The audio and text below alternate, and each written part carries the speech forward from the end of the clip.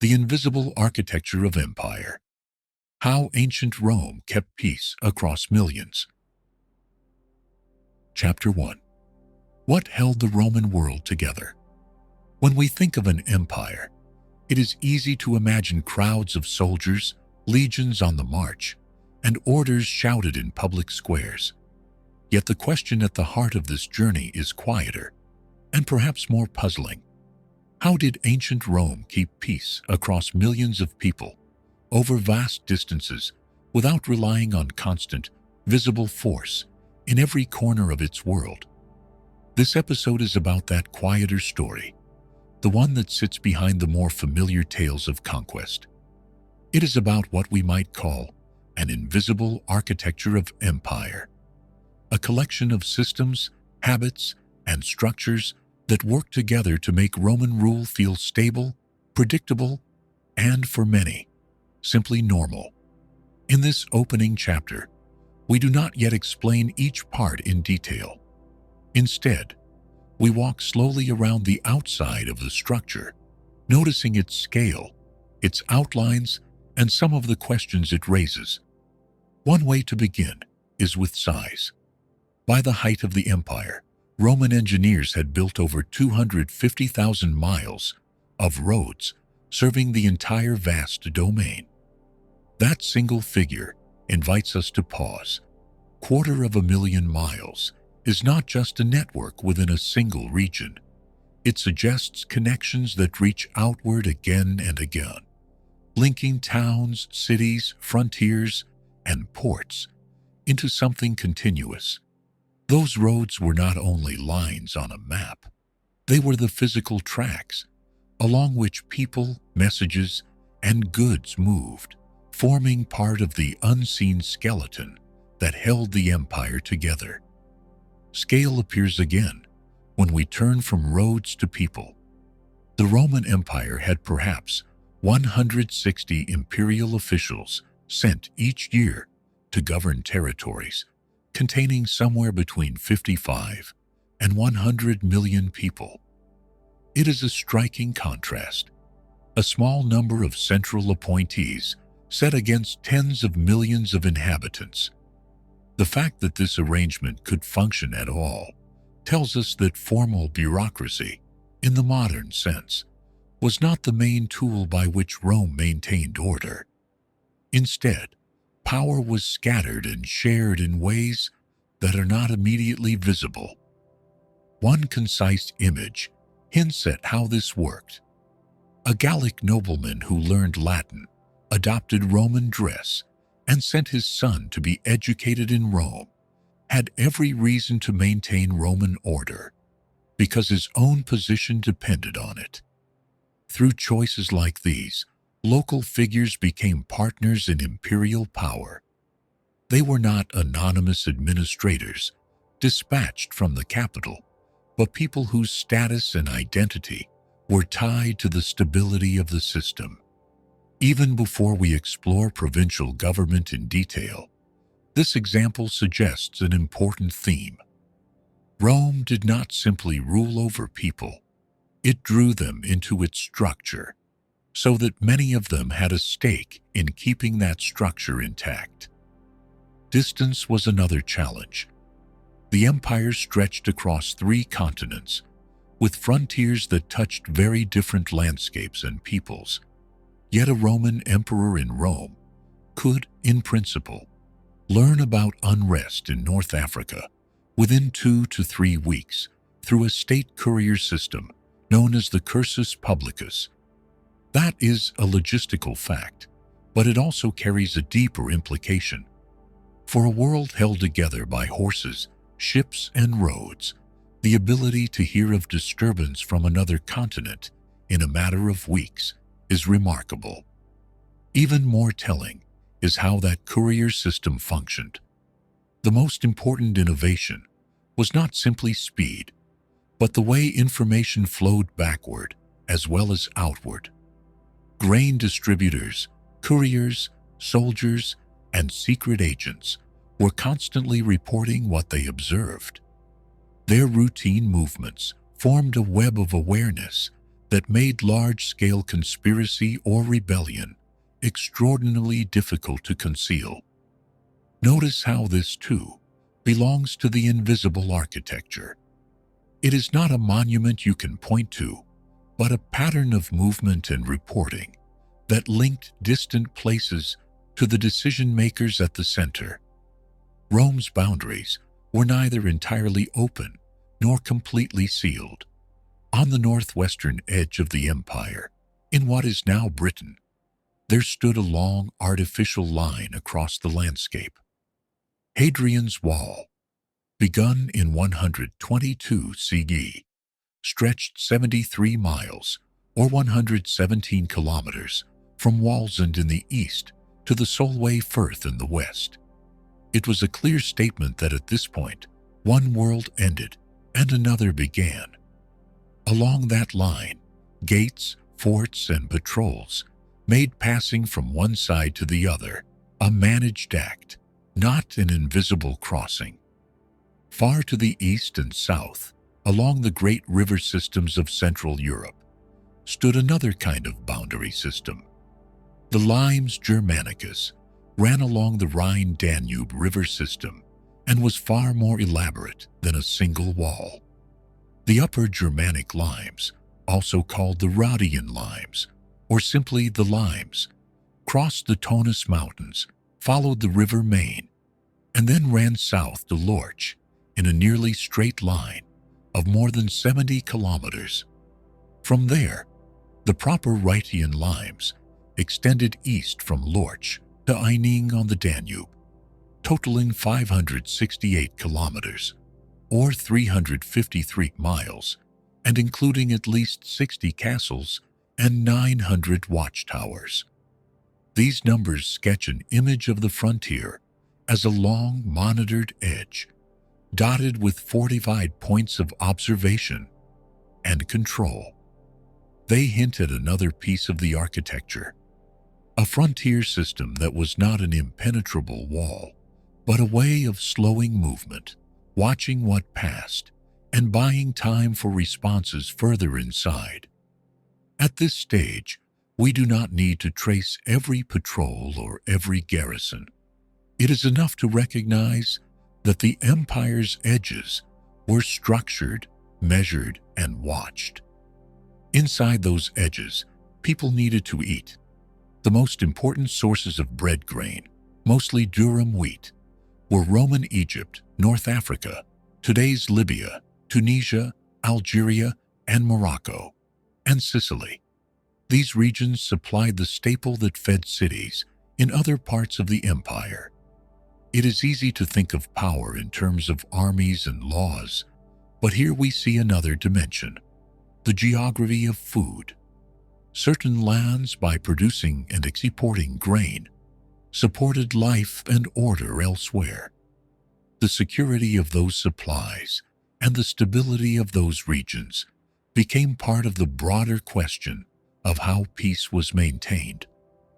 Beyond food, there were goods that traveled much farther. The Silk Road has been described as a vast trade network connecting Eurasia and North Africa via land and sea routes. It emerged in part from deliberate Roman imperial strategy, but once established, it took on a life of its own. Along its routes, caravans and ships carried materials, objects, and ideas between distant societies. Trade along these lines created mutual dependence between Rome's and the Far East. According to the research, the Chinese needed Roman silver and metalwork, while the Romans needed Chinese silk. Neither side could simply dominate the other. Instead, both depended on a network of middlemen, including Parthians, Sassanids, and Indian merchants who profited from this mutual desire. In this arrangement, Rome's greatest rivals also became its necessary partners. Everyone profited from peace because war disrupted the lucrative trade that enriched all participants. Here again, the pattern belongs to the invisible architecture of empire, a web of economic relationships that made stability attractive to many different actors, even those outside Rome's direct control. If we step back from the roads, frontiers, supply regions, and trade networks, another pattern appears over time. The research describes several broad phases of cultural and institutional change within the empire. In the late Republic, roughly between 250 BCE, a process known as Romanization is said to have begun immediately after conquest, with elite children taken to Rome for education. During the early empire, from 27 BCE to 180 CE, there was systematic promotion of Roman culture, a shared language, and citizen identity through cities, colonies, and various institutions. By the High Empire of the 2nd century CE, Romanization is described as nearly complete in the western provinces, while in the Hellenized East, older civilizations resisted it more effectively. In the late Empire, from the 3rd to the 5th centuries CE, Romanization is characterized as becoming Christianization, as the empire shifted its religious identity from classical paganism to Christianity. These broad strokes remind us that the architecture of empire was not static. It shifted in content and emphasis over time, while still serving the same underlying purpose: to create a sense of shared belonging and order under Roman rule. Legal and political changes fit into this picture as well. From 27 BCE onwards, under the imperial system, Augustus formalized a two-class provincial structure and initiated what has been described as a general policy regarding governing practices aimed at providing efficient and just administration. Nearly 2 centuries later, in 212 CE, the Edict of Caracalla granted Roman citizenship to all free inhabitants of the empire, effectively dissolving the distinction between citizens and non-citizen provincials. These decisions did not merely adjust legal categories. They altered who was considered an insider within the system and who could claim the protections and privileges attached to that status. Another long period helps frame the overall atmosphere in which many of these developments unfolded. The Pax Romana, or Roman peace, from 27 BCE to 180 CE, lasted about 200 years and is described as a period of relatively few wars. This does not mean the absence of conflict altogether, but it does suggest that for 2 centuries, the empire experienced a kind of broad stability, unusual in earlier times. That stability formed the backdrop against which roads could be built, frontiers could be structured, cultural policies could take root, and economic connections could deepen. With these pieces in mind, the phrase invisible architecture of empire becomes less abstract. The synthesis provided in the research describes this architecture as not a single structure, but an interlocking system. According to that synthesis, roads connected distant regions, enabling rapid communications and troop movement, while facilitating trade and interdependence. Military organization was lean, flexible, and strategically deployed to minimize garrison costs while maximizing response capability. Provincial administration delegated substantial authority to local elites who had every reason to maintain Roman order. It continues. Taxation systems distributed costs and benefits in ways that made rebellion economically irrational for elites. Communication networks gave the emperor unprecedented awareness of distant events. Frontier systems were not impenetrable barriers, but delay mechanisms enabling the concentration of force when needed. Romanization transformed conquered peoples into stakeholders in Roman civilization. Daily life integration through spaces like baths, forums, and entertainment venues made Roman civilization attractive and normalized Roman authority.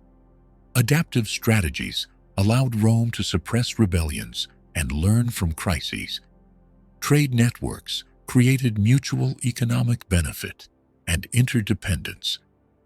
In the view summarized here, all of these elements together created a system in which large-scale rebellion became progressively less attractive as time passed.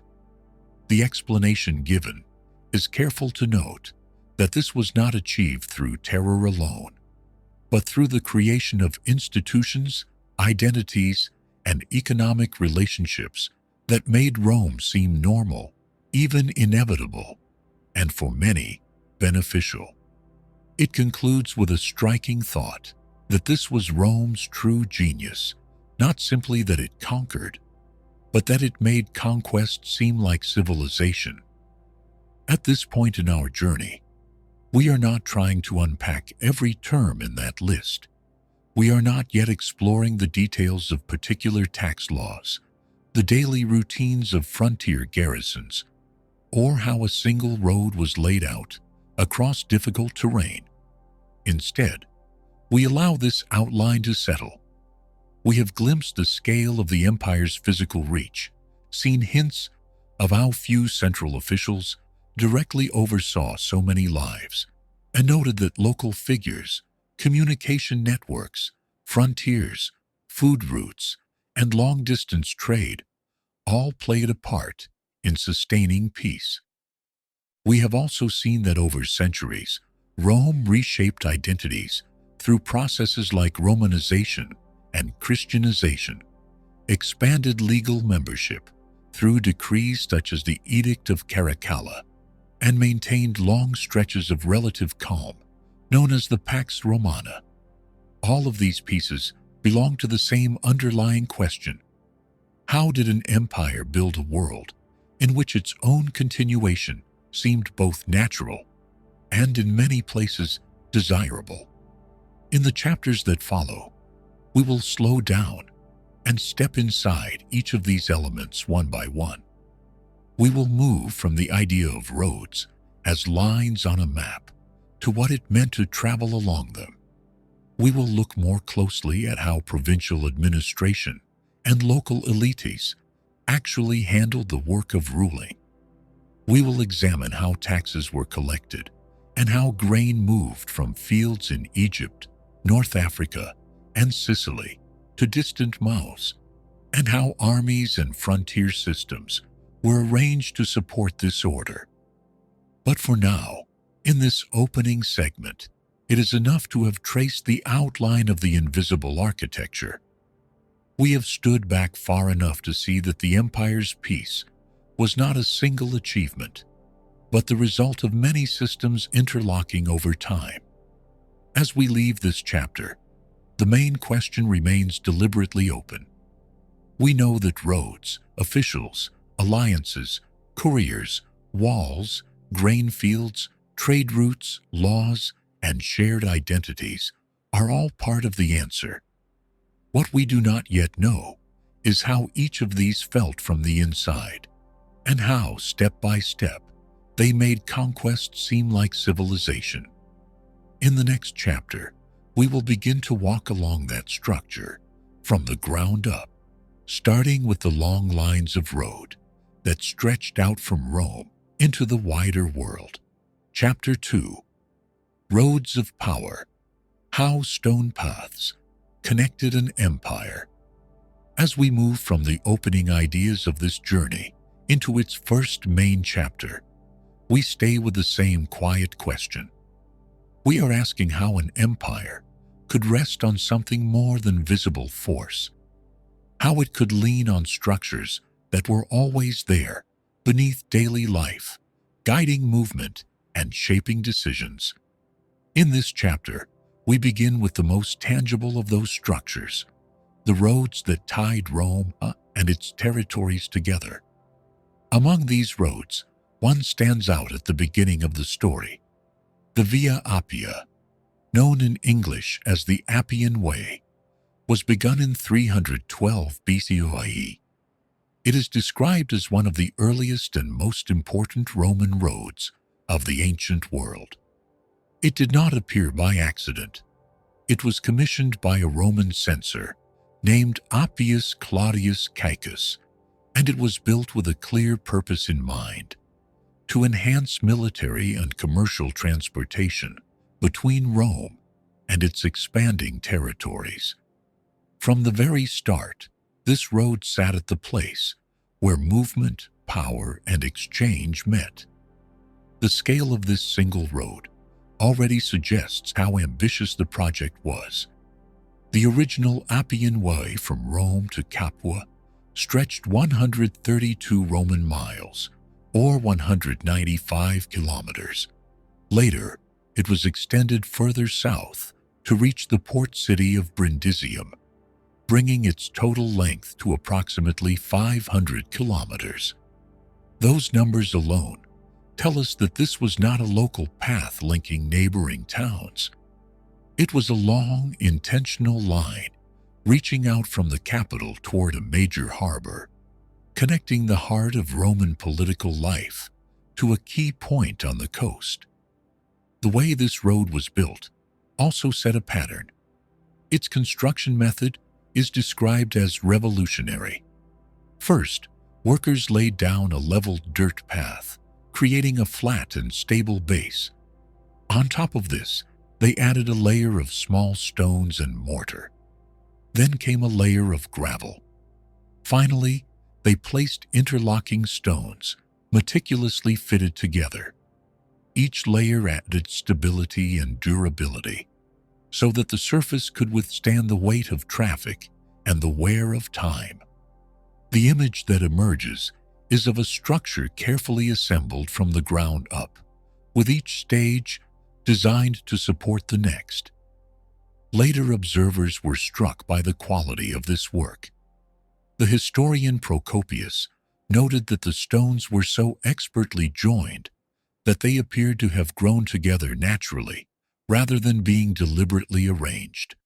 For him, the joins were almost invisible, the fitted blocks seeming like a continuous surface rather than a mosaic of separate pieces. A poet of the 1st century, Statius, gave the road a title that has echoed ever since. He called the Via Appia, Appia Longarum, Regina Viarum, which can be translated as the Appian Way, the Queen of the Long Roads. He chose that phrase because of its grandeur, its historical importance, and its impressive engineering. Between the historian and the poet, we hear both a technical admiration and a sense of awe. When we step back from this one road, we begin to see how it fits into something much larger. By the height of the empire, Roman engineers had built over 250,000 miles of roads, serving the entire vast domain. That figure lets us imagine not just a single line stretching out from Rome, but a web tying together cities, smaller towns, frontiers, and ports in many directions. These were not isolated projects, but parts of a system that grew over centuries. A simple timeline helps to place this growth in order. In 312 BCE, construction of the Via Appia began. Not long after, in 264 BCE, the road was extended to Brindisium, completing that first long axis. During the 1st and 2nd centuries CE, there was major expansion and maintenance of the road network under what is known as the Pax Romana, or Roman peace. This was a period characterized in the research by relatively few wars, and during that time, the roads were not only built out further, but also cared for. The fact pack also notes that in 226 EI, the last major aqueduct, the Aqua Alexandrina, was completed, reflecting a shift in infrastructure priorities. The exact details of that shift lie beyond this chapter. But the mention itself tells us that the story of infrastructure was long and evolving. The roads themselves carried quiet design choices that mattered. Roman roads featured cambered centers, meaning the surface was raised in the middle to facilitate water runoff. On either side, drainage ditches helped channel the water away, and these were often protected by retaining walls. This combination of shape and supporting structures meant that water did not simply pool on the surface. Instead, it was directed away, preserving the integrity of the road. Such details are easy to overlook, but they are part of what made many sections endure. We know that many sections of the Appian Way remain visible today, particularly the Roman section described as lined with monuments of all periods. That phrase suggests that over time, different generations placed their own markers along the route, yet the road itself persisted beneath them. The line on the landscape stayed even as the world around it changed. Behind these engineering details lies a deeper insight recorded directly in the research. The Romans understood something that modern planners still struggle with. Roads are not merely about moving goods.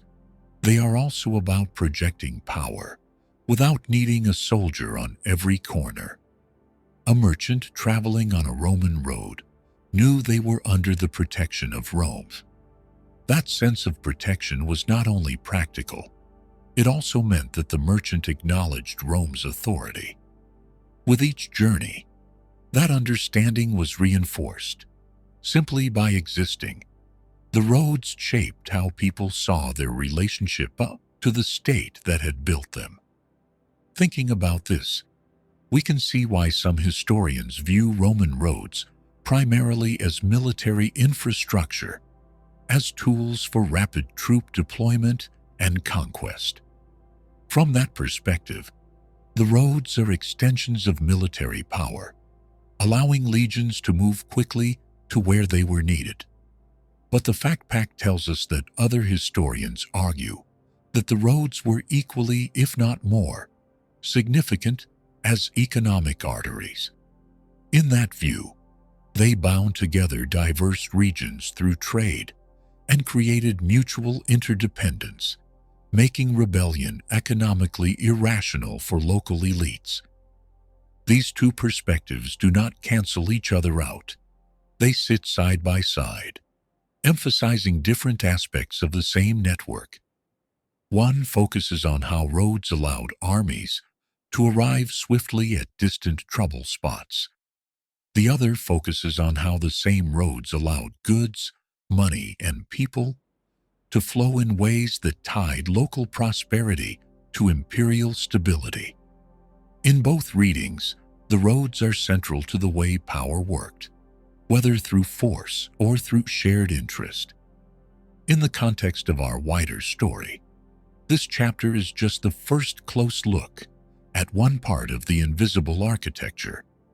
We have seen that the Via Appia began its life in 312 BCE, commissioned by Appius Claudius Cacus to serve both military and commercial transportation between Rome and its expanding territories. We have traced its growth from Rome to Capua and then to Brundisium, and noted its careful layered construction. Level dirt, small stones and mortar, gravel, and interlocking stones fitted so precisely that later observers compared them to something natural. We have also stepped back to notice that by the height of the empire, this was only one strand in a network of over 250,000 miles of roadways. We have heard that Roman engineers shaped these roads with cambered centers and drainage ditches to handle water, and that many stretches, especially on the Appian Way, can still be seen, lined with monuments from different periods. We have listened to a curiosity from the research itself, that the Romans saw roads as a way to project power without stationing soldiers everywhere, so that travelers felt the protection of Rome and, in feeling it, accepted its authority. Finally, we have acknowledged that historians do not all emphasize the same aspect of this story.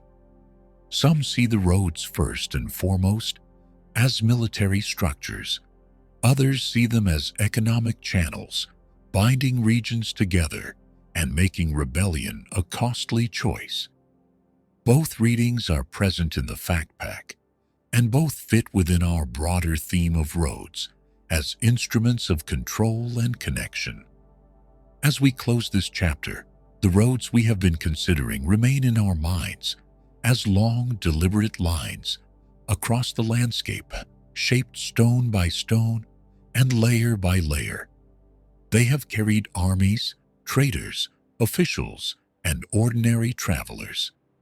They have defined routes along which news and goods traveled, and they have quietly reinforced the idea that Rome was present even in places where no fort or garrison was in sight.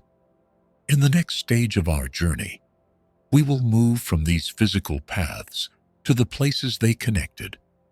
The roads did not simply lead outward into open space.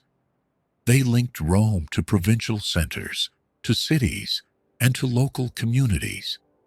There, in those hubs of administration and local power, we will begin to see how governance itself was organized, and how people who walked these roads became part of the system they supported. Chapter 3. Governing the Many. Provinces, cities, and local elites. As we continue this quiet journey through Rome's invisible architecture, we move from the roads themselves to what those roads connected. In the previous chapter, we stayed close to the stone underfoot, to the long lines that ran outward from Rome, across the landscape. Now we step into the spaces those roads led to, the territories, cities, and local leaders through whom the empire was actually governed. The question guiding this chapter is simple to say, but complex in its answer. How did Rome manage to govern so many people, spread over such distances, with so few central officials of its own?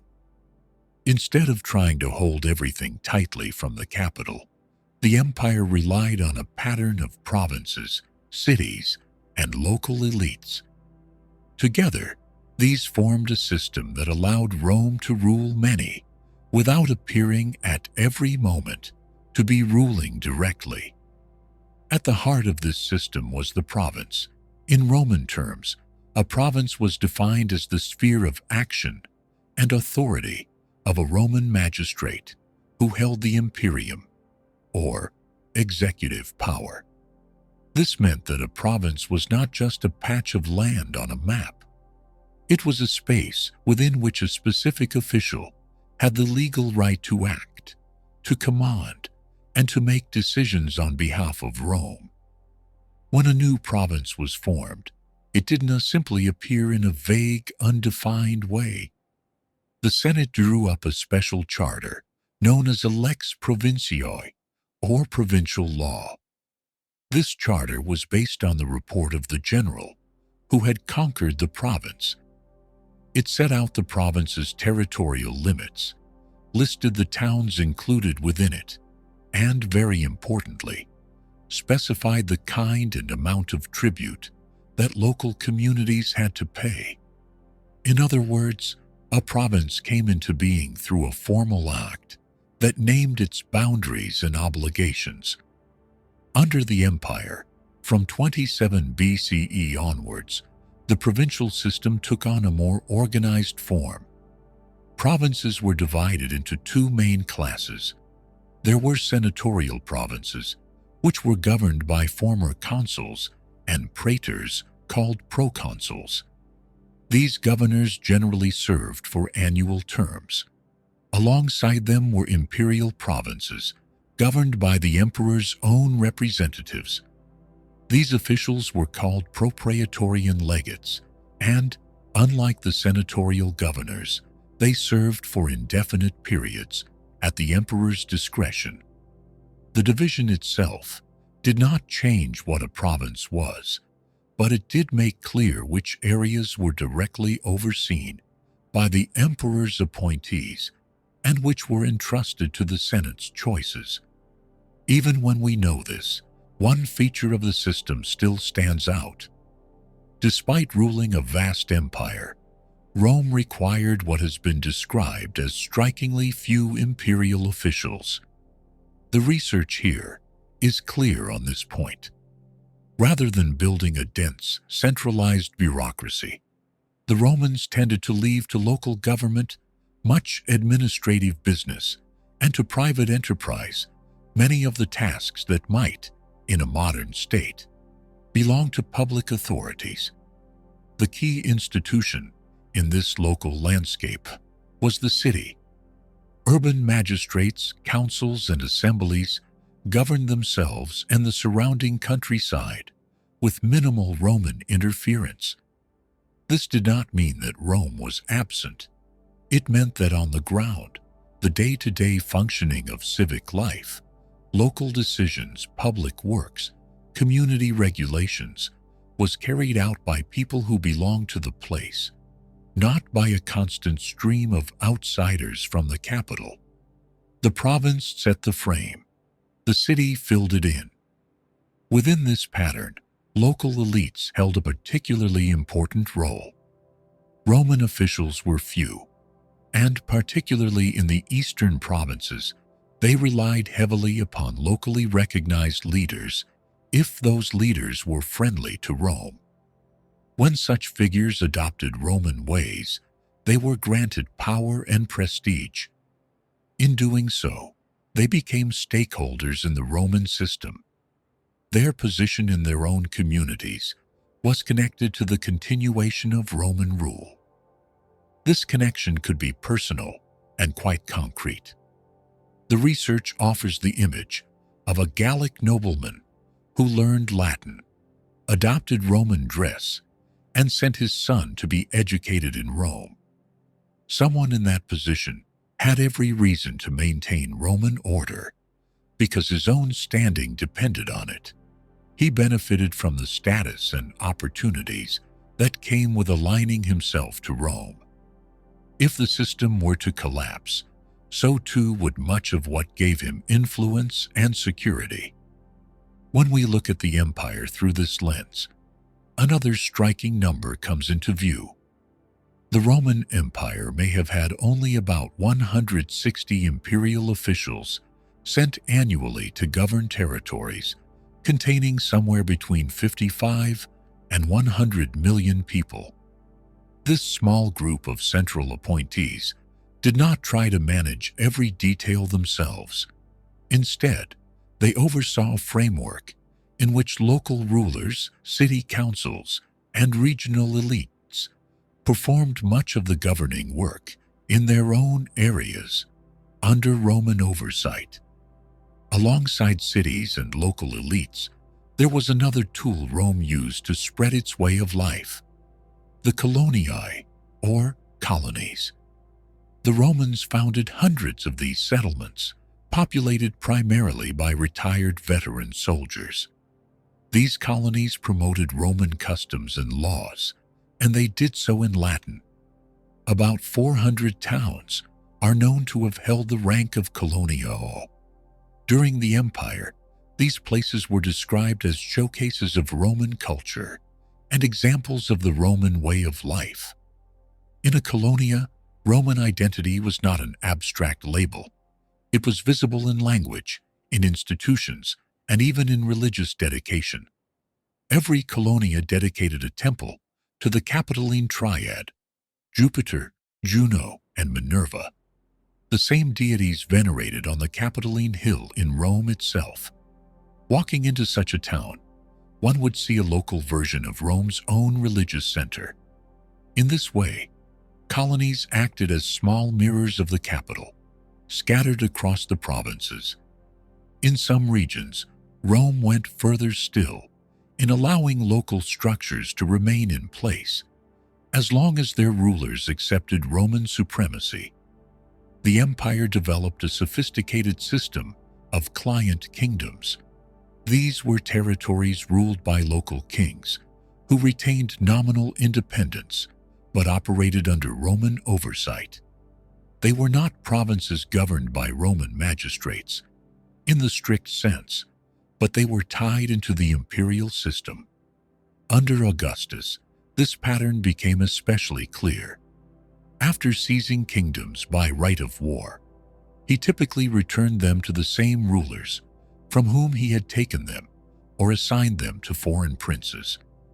He even united allied kings to the empire through kinship ties. In this way, Rome could extend its influence over large areas without the costs and complications of direct military occupation. The local king remained in place, but his position depended on his relationship with Rome.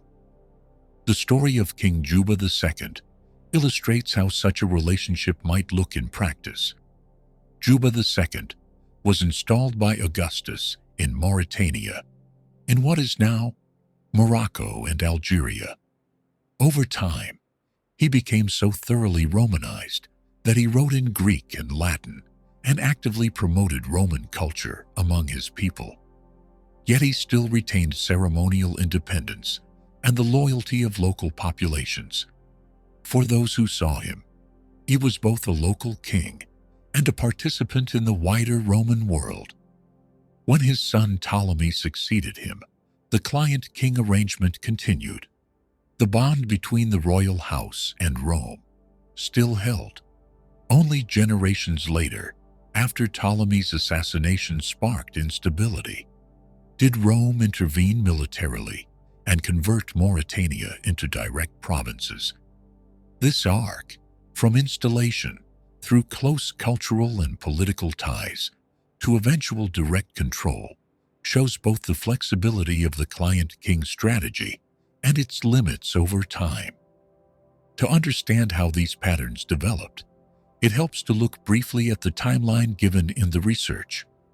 During the Republic, between 509 and 31 BCE, the provincial system itself took shape. Governors in this period are described as often abusing local populations with relative impunity. There were fewer checks on their behavior, and the system was still evolving. From 27 BCE onwards, under the empire, Augustus formalized the two-class provincial system of senatorial and imperial provinces. He also initiated what is described as a general policy regarding governing practices aimed at providing efficient and just administration. The structure did not guarantee fairness in every case, but it set a clearer standard for how provinces were to be run. Later still, in 212 CE, the Edict of Caracalla granted Roman citizenship to all free inhabitants of the empire. With this act, the legal distinction between citizen and non-citizen provincials was dissolved. Everyone who was free within the empire was now a Roman citizen. This change reshaped the legal and social map of the provinces. People who had once stood outside the circle of citizenship were now formally inside it, with the rights and responsibilities that status implied. Taken together, these elements, provinces defined by charters, a division between senatorial and imperial territories, cities as key local institutions, empowered local elites, model colonies, client kingdoms, and broad grants of citizenship, form a picture of how Rome governed the many. It did not attempt to replace local structures in every place. Instead, it worked through them. At the same time, the research reminds us that historians do not all see this system in the same way. Some describe it as genuinely light-touch governance, pointing to the small number of imperial officials and the considerable room left for local government and private enterprise. Others argue that Rome simply used local elites as tools of indirect rule, allowing them to appear powerful while they helped extract resources and maintain order on Rome's behalf. From that angle, the lightness of the touch is more appearance than reality. Recent scholarship, as summarized here, suggests that Rome was pragmatic. Where local elites cooperated, Rome left them substantial autonomy. Where they resisted, Rome applied military force. The system was stable precisely because it offered mutual benefit to elites who chose to work with the empire. They gained status, security, and access to the wider Roman world. Rome gained compliant partners who could manage local affairs. In this chapter, we have stayed close to these patterns. We have seen how a province was defined and formally created, how different kinds of provinces were overseen, and how cities shouldered much of the everyday business of governance. We have watched local elites become stakeholders in the imperial order, and we have visited colonies that acted as miniature Romes, complete with temples to Jupiter, Juno, and Minerva. We have looked at client kingdoms that bridged local traditions and Roman authority, and we have traced a timeline from relatively unchecked governors in the Republic through Augustus's reforms to the broad extension of citizenship under Caracalla.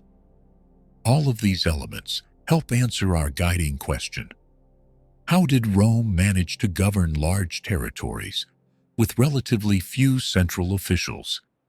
The answer, as far as this chapter allows us to see, lies in partnership, in shared interest, and in the careful use of existing structures, provinces, cities, elites, and kings drawn into the framework of the empire. As we move onward, another layer of the invisible architecture comes into focus. Provinces and cities, client kings and colonies, all had obligations as well as privileges, and among the most important of these were financial. In the next part of our journey, we will turn to how this system was sustained, how taxes, tribute, and the movement of essential resources supported the governance we have just explored, paying for peace, taxes, grain, and the price of stability. Chapter 4. As our journey continues, we stay with the same quiet theme. We are looking at how Rome's peace depended not on one simple tool, us, but on many coordinated systems. We have walked along the roads that tied the empire together, and we have stepped into the provinces and cities where local elites helped govern on Rome's behalf. Now we turn to a deeper question that lies beneath both of those layers. How was all of this paid for? And why did it so often make more sense to live within the Roman system than to stand outside it? In this chapter, we rest for a while with taxes, grain, and trade. These are not always the most dramatic parts of history, but here they are, central. They show us the price of stability, how it was raised, and how it flowed through the empire in ways that made peace, at least for many people, a practical choice. The fact base for Roman taxation begins with 4 primary kinds of tax.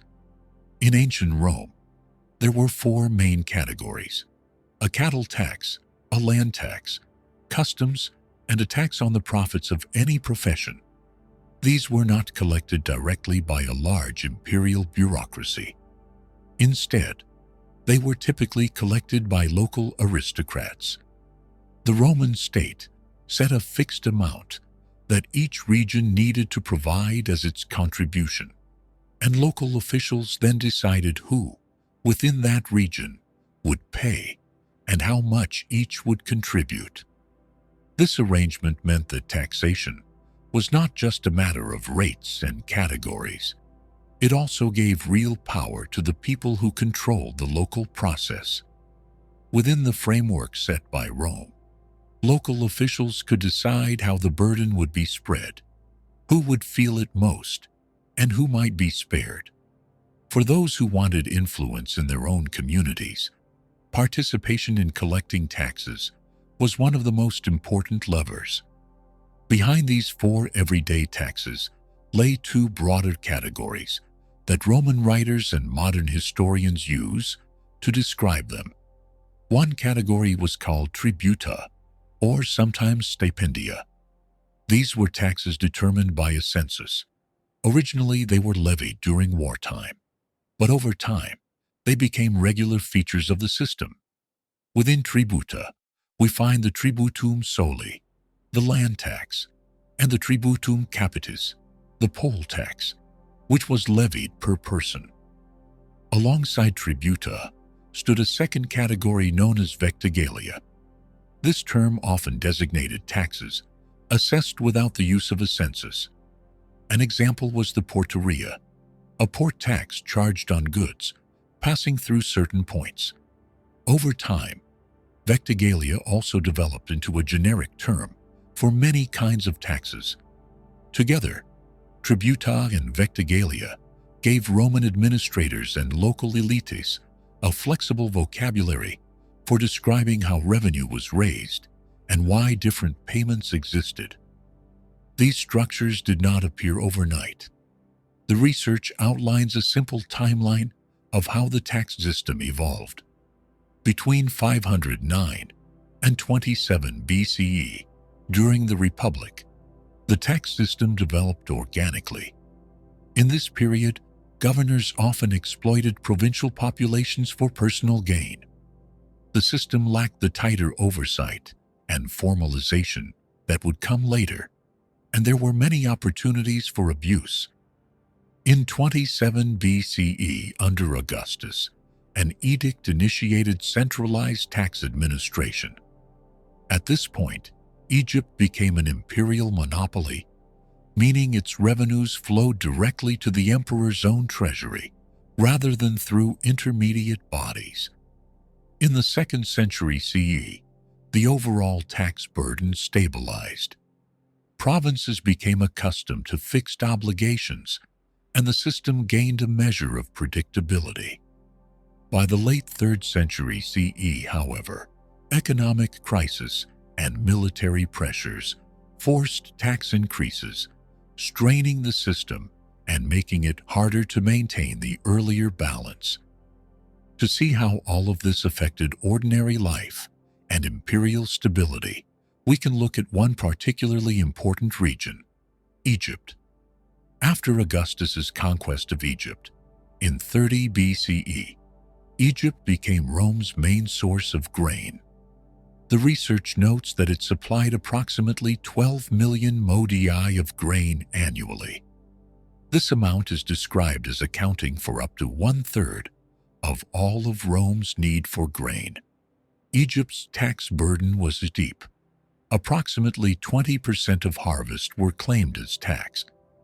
Out of this, 10% came from private land and 30% from state-controlled land. Those figures mean that a significant share of what Egyptian farmers produced was directed into the imperial system, not just to fund government in a narrow sense, but to feed the hungry capital and other regions. Feeding a large urban population required organization at a scale that is easy to underestimate. To supply Rome's population of roughly 350,000 residents, the state established an office known as the Cura Annonai, the Grain Supply Administration. According to the research, this system required between 2,000 and 3,000 merchant voyages annually, with each vessel carrying an average of 70,000 kilograms of grain. Looking ahead in time, we are told that in the 4th century AD, Rome had 290 granaries and warehouses and 254 bakeries, all regulated and monitored by the state.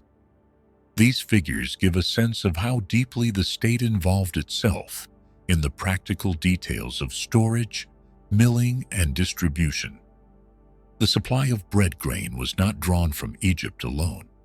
The most important sources, mostly durum wheat, were Roman Egypt, North Africa, which in today's terms includes Libya, Tunisia, Algeria, and Morocco, and Sicily.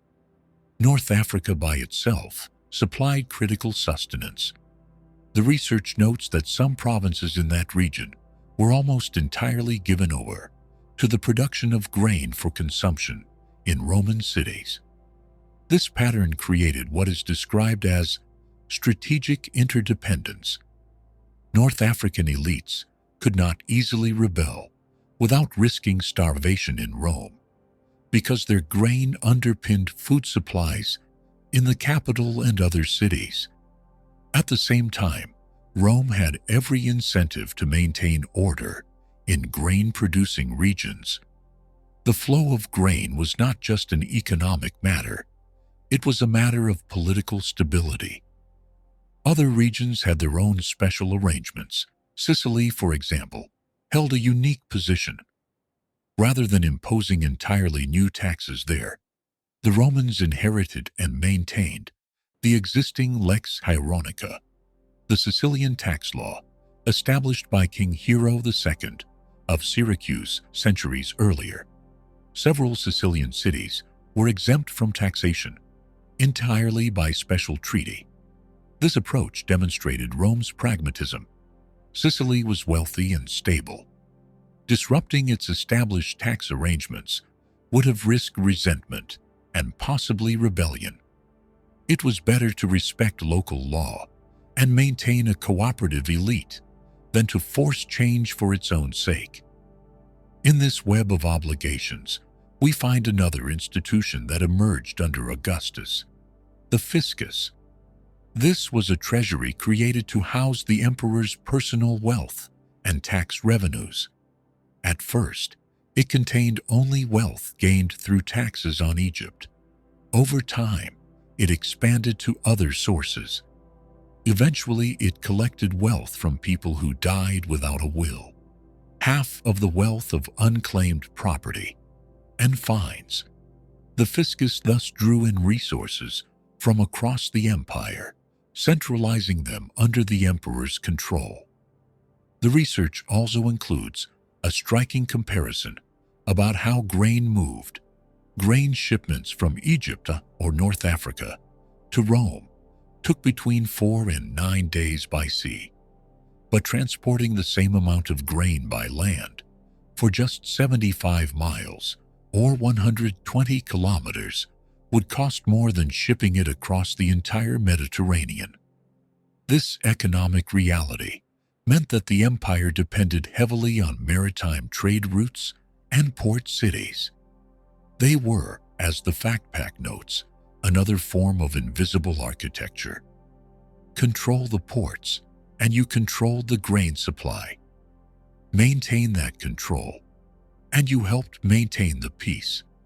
Not everyone in the ancient or modern world has viewed this tax and supply system in the same way.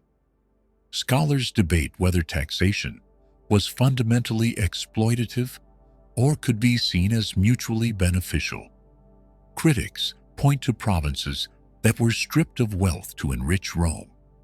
Defenders note that Roman rule brought stability, infrastructure, and a reduction in the chaos of constant warfare that had preceded Roman conquest in many regions. The research suggests that the truth likely varied by region and era. Initially more extractive in some places, increasingly stabilizing as the empire matured and its systems became more regular. So far, we have stayed mostly within the borders of the empire, following the paths of taxes and grain. But Rome's economic foundations did not stop at its frontiers. Beyond them ran long-distance trade routes that tied the Mediterranean world into larger patterns of exchange. Foremost among these was what is known as the Silk Road. The Silk Road is described as a vast trade network connecting Eurasia and North Africa via land and sea routes. It emerged partly from deliberate Roman imperial strategy, but its story also involves decisions made far to the east. The research notes that Emperor Wu of Han, a Chinese ruler, mounted many campaigns against the nomadic Xiongnu people and sought a new source of horses for his cavalry through Central Asian contacts. The opening of new routes was therefore at first a byproduct of military policy. Yet over time, these same routes rapidly became economically more important than conquest itself. At some point during the 1st century BCU, silk was introduced to the Roman Empire. It was considered an exotic luxury that became extremely popular. The demand was so intense that imperial edicts were issued to control prices. Roman senators complained about the outflow of bullion to the east to pay for such luxuries. Yet at the same time, this exchange was not one-sided. Rome participated in what the research calls a mutually beneficial exchange. Roman producers exported glassware, metalwork, and luxury goods eastward in return for silk, spices, and precious stones. For such trade to flourish, relative calm was essential. Political stability was the prerequisite for expansion of trade.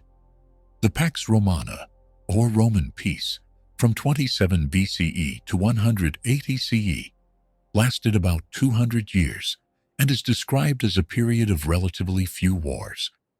At the same time, in the East, a period known as the Pax Sinica, or Chinese peace, stabilized routes under Chinese control. Economic growth and political stability on both sides led to increased demand for luxury goods from far-off places, creating what the research calls a virtuous cycle. Peace enabled trade. Trade created wealth. Wealth was then invested in maintaining both peace and infrastructure. Trade did not rely only on roads cut across the land. Over centuries, a supporting infrastructure developed along routes that crossed Central Asia and the seas beyond. The fact pack mentions caravanserais, way stations that provided vital opportunities for merchants to rest, trade, and take on fresh water. As trade routes became more lucrative, the construction of caravanserais intensified across Central Asia from the 10th century onwards, though the concept itself dates back earlier. In the Middle Ages, one of the greatest threats to sailors was a lack of available drinking water, and these way stations were designed in part to meet that need. While this particular surge in construction took place after the main period of our Roman story, it shows how long-lived and evolving the trade networks were. The history of maritime routes reaches back thousands of years. Long before Rome, there were links between the Arabian Peninsula, Mesopotamia, and the Indus Valley civilization. By the early Roman period, sailors from the Arabian Peninsula were forging new trading routes across the Arabian Sea and into the Indian Ocean. Over time, maritime trading links were established between Arabia and China from as early as the 8th century CE.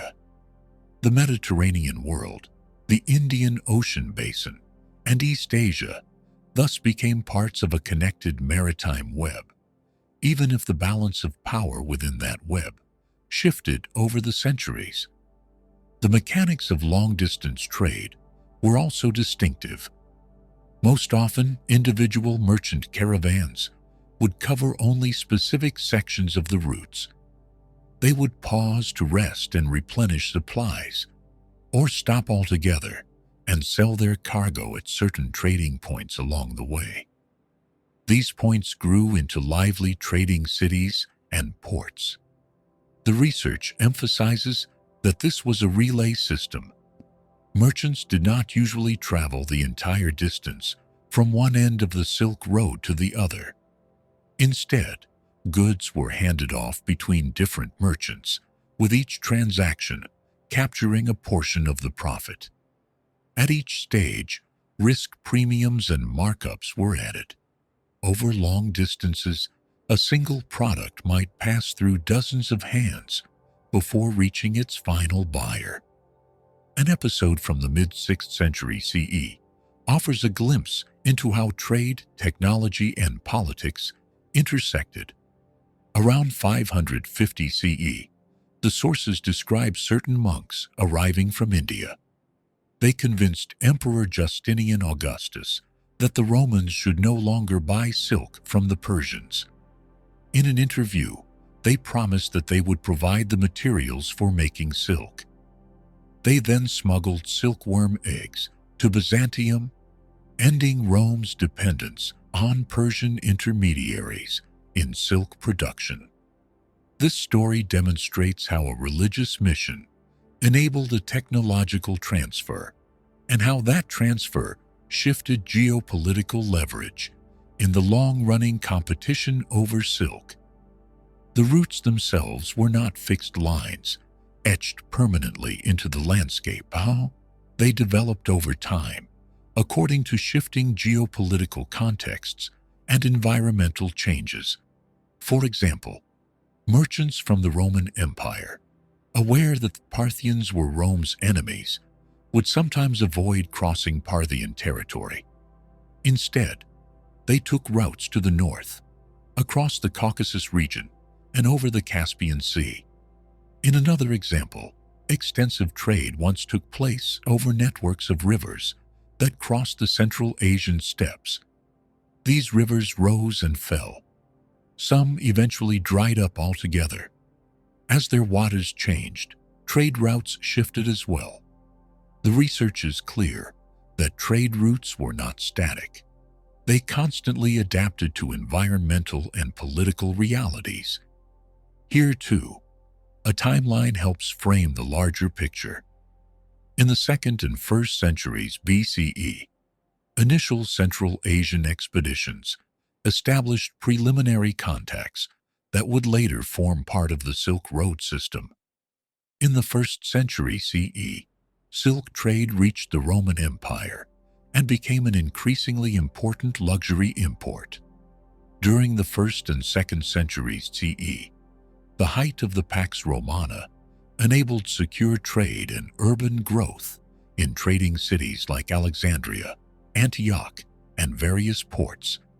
From the 3rd century CE onwards, political instability in both Rome and China disrupted trade, while the Parthian Empire increasingly exploited its position as an intermediary.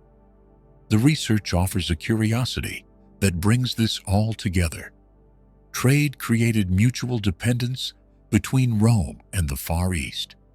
The Chinese needed Roman silver and metalwork. The Romans needed Chinese silk. Neither side could simply dominate the other. Both depended on the network of middlemen, Parthians, Sassanids, and Indian merchants who profited from their mutual desire. In this pattern, Rome's greatest rivals could become its necessary partners because everyone profited from peace. War disrupted the lucrative trade that enriched all participants. As with taxation, scholars interpret these patterns in different ways. Some emphasize the economic interdependence created by trade as a form of soft power. In this view, Rome's dominance in Mediterranean commerce attracted wealth that could then fund its military and political power. Others stress the costs of long-distance trade, the loss of bullion to Asia, the profits flowing to intermediaries rather than to Rome directly, and the eventual dominance of maritime trade by later Islamic powers. The research suggests that trade was enormously significant to Rome's economy and stability, yet remained a subset of Rome's overall power, which ultimately derived from its military, administrative, and institutional strength. In this chapter, we have let the economic foundations of Roman peace come into focus. We have seen how 4 primary taxes, organized into categories of tributa and vectigalia, provided a steady flow of revenue through local hands. We have watched Egypt become a main source of grain, contributing a large share of Rome's needs under a steep tax burden. And we have followed that grain through the Cura Annoni, a complex administration of voyages, granaries, and bakeries. We have noticed how regions like North Africa and Sicily, with their special roles and arrangements, became tightly bound into the imperial system, and how institutions like the fiscus drew wealth into the emperor's treasury. Beyond the empire's borders, we have traced the outlines of the Silk Road and maritime routes that tied Rome into a wider world, observed how peace in multiple regions enabled trade, and seen how routes, way stations, and cities adapted to changing conditions. Along the way, we have heard debates about exploitation and mutual benefit, about soft power and the costs of long-distance exchange.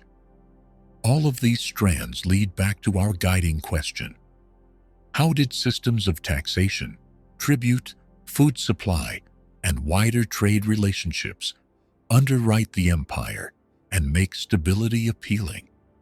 The evidence here suggests that peace was not only a matter of law and force, it was also woven into the prices people paid, the grain they ate, and the trade that brought distant goods to familiar markets. As we move forward, another question naturally follows. These flows of taxes, grain, and luxury goods, and the cities and ports that handled them, did not exist in a vacuum. They required protection. In the next chapter, our attention will turn to the forces and frontiers that shielded these investments, the military organization and boundary systems that sought to guard both the roads and the resources we have just explored. The sword behind the system, army, frontiers, and the edges of Rome. Chapter 5. As we move further into this story of Rome's invisible architecture, we have already spent time with the structures that lay beneath the surface of daily life. We have followed the stone roads that carried soldiers and merchants, and we have stepped inside the provinces and cities where local elites helped govern on Rome's behalf. We have seen how taxes and grain and long-distance trade underwrote the system and gave people material reasons to live within it. Now we turn to the part of the architecture that was easiest to see, but whose inner workings were still carefully arranged: the army and the frontiers. This chapter sits in the middle of our journey, on the bridge between internal organization and the outer pressures that could threaten it. The question here is not only how Rome fought, but how the way it structured its forces and shaped its borders helped sustain peace across so many different lands. We can begin at the level of a single unit and gradually widen the view. During the imperial period, a typical Roman legion comprised approximately 5,000 to 5,200 men, organized into 10 cohorts. Within that structure, the first cohort stood out. It was double strength, with about 800 men. Each of the remaining 9 cohorts comprised 480 men. This pattern gave the legion a clear internal shape, with one especially strong core cohort and 9 others of standard size. If we step back from one legion to look at the army as a whole, the scale becomes impressive. Estimates suggest that the total strength of the Roman army during the early imperial period amounted to about 250,000 to 300,000 men in legions alone. Alongside the legionaries were the auxiliary troops, who often comprised more than half the total strength. By the reign of Severus, between 193 and 211 CE, the auxiliaries may have composed 55 to 60% of the army, around 250,000 of a total of 447,000 men. This means that, taken together, legionaries and auxiliaries formed a large mixed force spread across the empire. Behind these numbers lay a way of fighting and a way of organizing that had developed over time.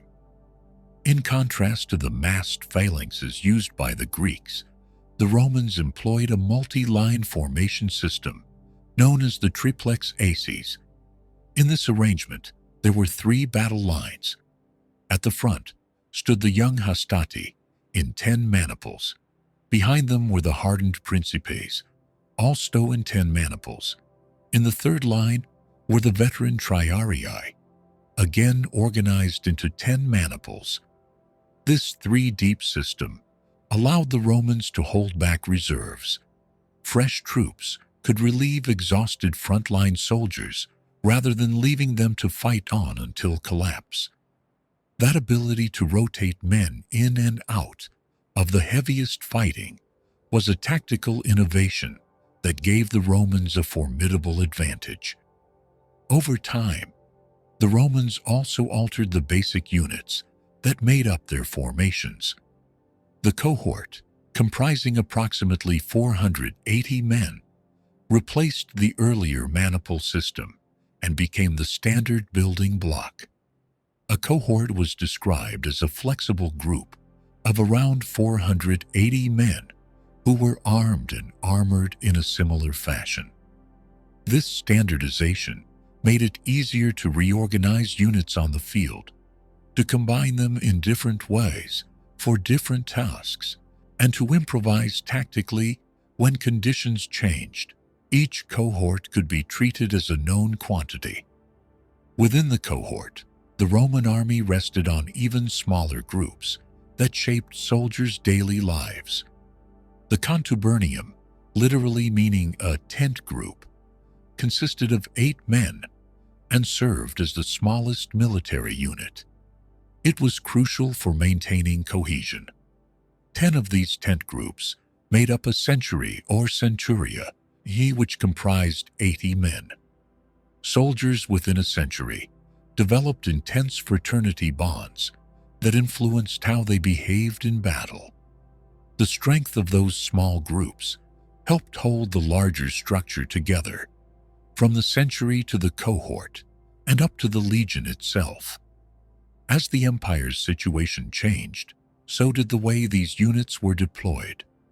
From the mid-3rd century CE onwards, as threats multiplied on distant frontiers, the Romans increasingly employed vexillationes, or detachments of 1 or 2 cohorts, rather than always moving full legions. This allowed for greater flexibility.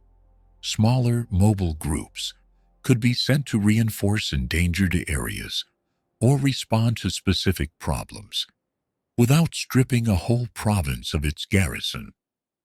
A pattern of permanent stationing also emerged by the later empire. The research describes 8 legions on the Rhine, 3 in Spain, 4 in Syria, 3 in Pannonia, 2 in Egypt, and others scattered across Britain, North Africa, and Judea. This distribution shows that the Roman army was not concentrated at a single point near the capital. Instead, it was placed along key frontiers and in sensitive regions, ready to respond where unrest or invasion might appear. The composition of the army also shifted over time. In the early Republic, recruitment was primarily through conscription of Roman citizens. Men were called up to serve when needed, and then returned to civilian life. By the imperial period, however, recruitment had largely shifted to volunteers. Soldiers now served for extended periods as professionals. Alongside them stood non-citizen auxiliaries who provided specialized cavalry and archer units. By AD 23, there were roughly the same numbers of auxiliaries in service as there were legionaries. The army had become a long-term career for many, and it drew in people from beyond the core citizen body. An episode from North Africa illustrates how this professional mixed army could adapt when confronted with new kinds of warfare. Between 17 and 24, Situi, a Numidian rebel named Tacfarinas, who himself had been a Roman soldier, led a campaign of irregular warfare that devastated Roman forces accustomed to formal pitched battles. Tacfarinas used light cavalry raids and ambushes. His men struck quickly and disappeared back into the landscape before heavy Roman formations could fully engage them. At first, these tactics caught the Romans off guard, but the breakthrough came when the Romans sent a deliberately lightly armed force made up of the most mobile of their troops. This time, they adopted irregular tactics themselves, using speed and flexibility. Rather than solely relying on traditional formations, they were able to defeat Tacfarinas and his men. The story shows that the Roman army was not fixed in a single way of fighting. It could adjust its methods when facing unfamiliar threats. The army's internal hierarchy was also reflected in its pay. According to the research, a Roman soldier earned roughly 15 times the salary of a skilled tradesman. An ordinary centurion, the commander of a group of soldiers, was paid 15 times more than a regular soldier.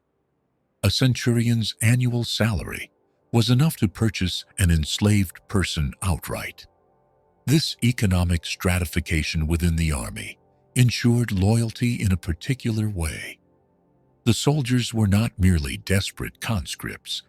They were part of a professional force with real economic stakes in Roman stability, and the officers even more so. When historians look at this military system, they do not always describe it in the same terms.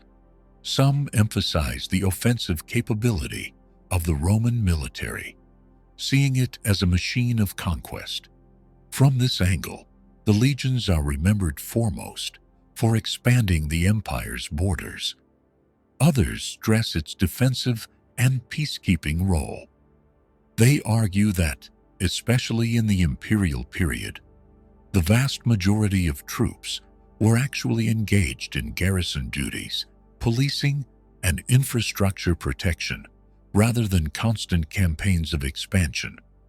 Both perspectives are present in the research, and both shed light on how the army supported peace as well as war. So far, we have been inside the structure of the army itself. Now we can follow these soldiers outwards, to the far edges of the Roman world, where their presence was most visible. Along these edges, the empire did not rely only on open fields or improvised positions. It developed systems of frontier defense that shaped how movement across the borders took place. The Latin word limes, which in this context is often translated as frontier, originally meant a patrolled road or path. This origin already hints at how the Romans approached their borders. Unlike the idea of an impenetrable wall that seals one side off from the other, Roman frontiers were described as systems. They were designed to hinder the enemy, to grant a delay or a warning that could be used to summon concentrated Roman forces to the site of an incursion. The limes thus represented an instrument allowing a greater economy of force in defense of a border than would otherwise be necessary. Instead of lining soldiers shoulder to shoulder along the entire frontier, the Romans created a network that would slow and signal intrusions, giving time for troops to be brought to bear where they were really needed. One of the most famous examples of this approach is Hadrian's Wall in northern Britain. Begun in 122 CE, it stretched 73 miles, or 117 kilometers, from Wallsend in the east to the Solway Firth in the west. The wall itself was constructed mainly from stone, and in some parts initially from turf. In places, it stood 6 meters high and up to 3 meters deep. Immediately behind it ran a metalled road laid out for the transport of troops. This road allowed soldiers to move quickly along the length of the wall when a response was needed. The defenses along Hadrian's Wall were layered. At every mile along the wall, there was a gate protected by a small fortlet termed a mile castle. Most excavated mile castles have held one building, presumably a barrack block, probably for about 8 men. Between each pair of mile castles lay 2 towers, or turrets, always built of stone. These towers served as observation points, with soldiers potentially visible at every third of a mile. The average garrison of the wall fortifications is thought to have been around 10,000 men. For a 73-mile stretch, this represents an impressive force, especially given that it was arranged in a long line of checkpoints and watchpoints rather than in a single dense mass. South of the wall, the Romans added another feature, all along the south face, if there was no river or crag, to provide extra defense. A deep ditch called the vallum was dug. In some areas, the vallum was dug from solid rock.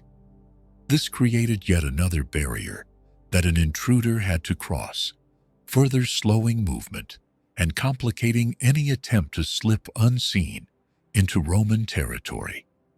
Frontier systems were not the same everywhere. Along the great river lines of Central Europe, the Romans built what is known as the Limes Germanicus. This frontier stretched along the Rhine-Danube river system and was far more elaborate than Hadrian's Wall. The Upper Germanic Limes, also called the Rhaetian Limes, or simply the Limes, ran across the Taunus Mountains, followed the river Main, and then extended south to Lorch in a nearly perfect straight line of more than 70 kilometers. From Lorch, the proper Rhaetian Limes continued east to Eining on the Danube, totaling 568 kilometers, or 353 miles. Along this stretch, there were at least 60 castles and 900 watchtowers. These numbers give a sense of how carefully monitored this frontier was. Castles and watchtowers together created countless points from which soldiers could observe the surrounding land and respond to signs of movement. Yet even here, the defense was not imagined as a completely sealed barrier. The research is explicit that Hadrian's Wall, for example, was not unbreachable. With mile castles some distance apart and patrols infrequent, small enemy forces could penetrate the defenses fairly easily for small-scale raiding. However, the system changed the terms of such raids. A raiding party would be forced to fight its way through one of the well-defended gates, or else abandon its loot, such as stolen cattle, in order to move quickly enough to escape. If it tried to keep its plunder, the extra weight and slower speed made it more likely to be trapped against the wall by responding legions. In this way, even an imperfect barrier altered the cost and risk of crossing the frontier. Other parts of the empire called for different strategies.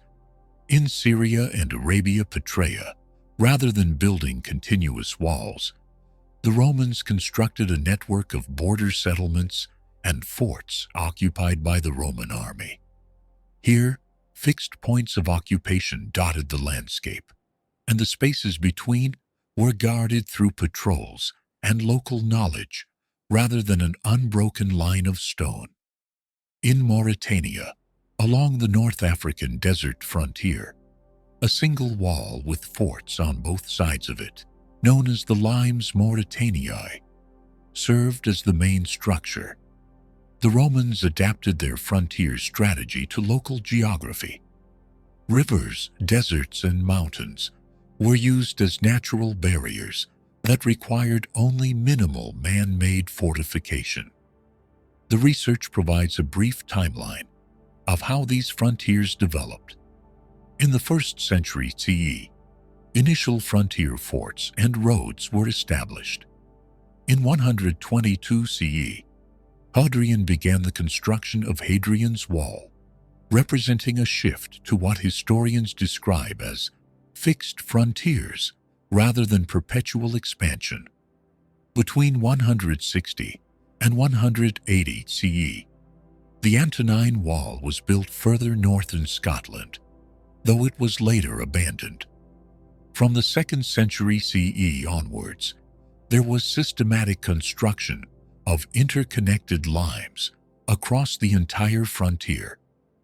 Later, from 270 CE onwards, Constantine I abandoned the maintenance of an impenetrable solid frontier and moved towards a strategy described as defense in depth.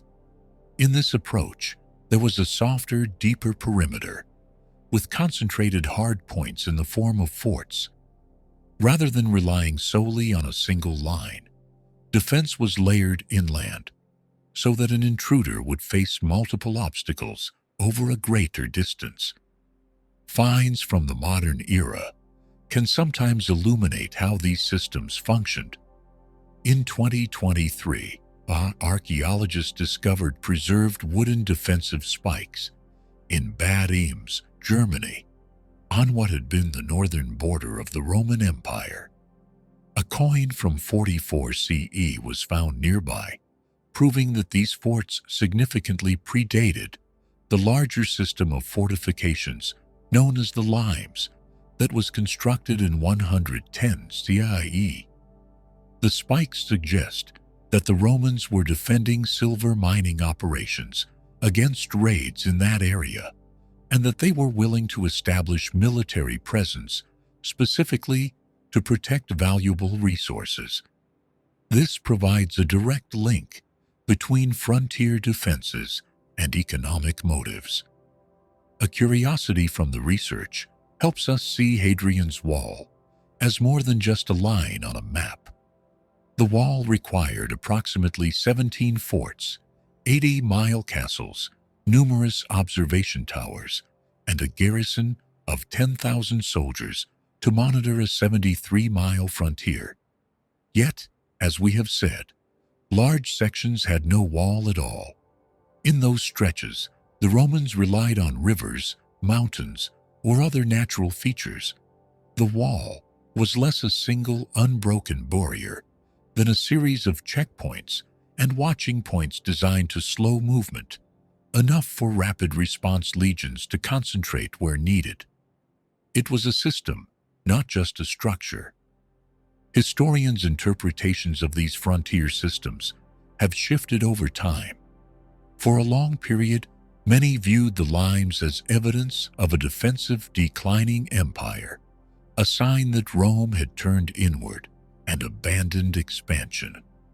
More recent scholarship, especially highlighted in the research, argues that the limes represented peak Roman strategic sophistication. From this newer perspective, the frontier systems were economical arrangements that maximized control of large areas with minimal garrisons.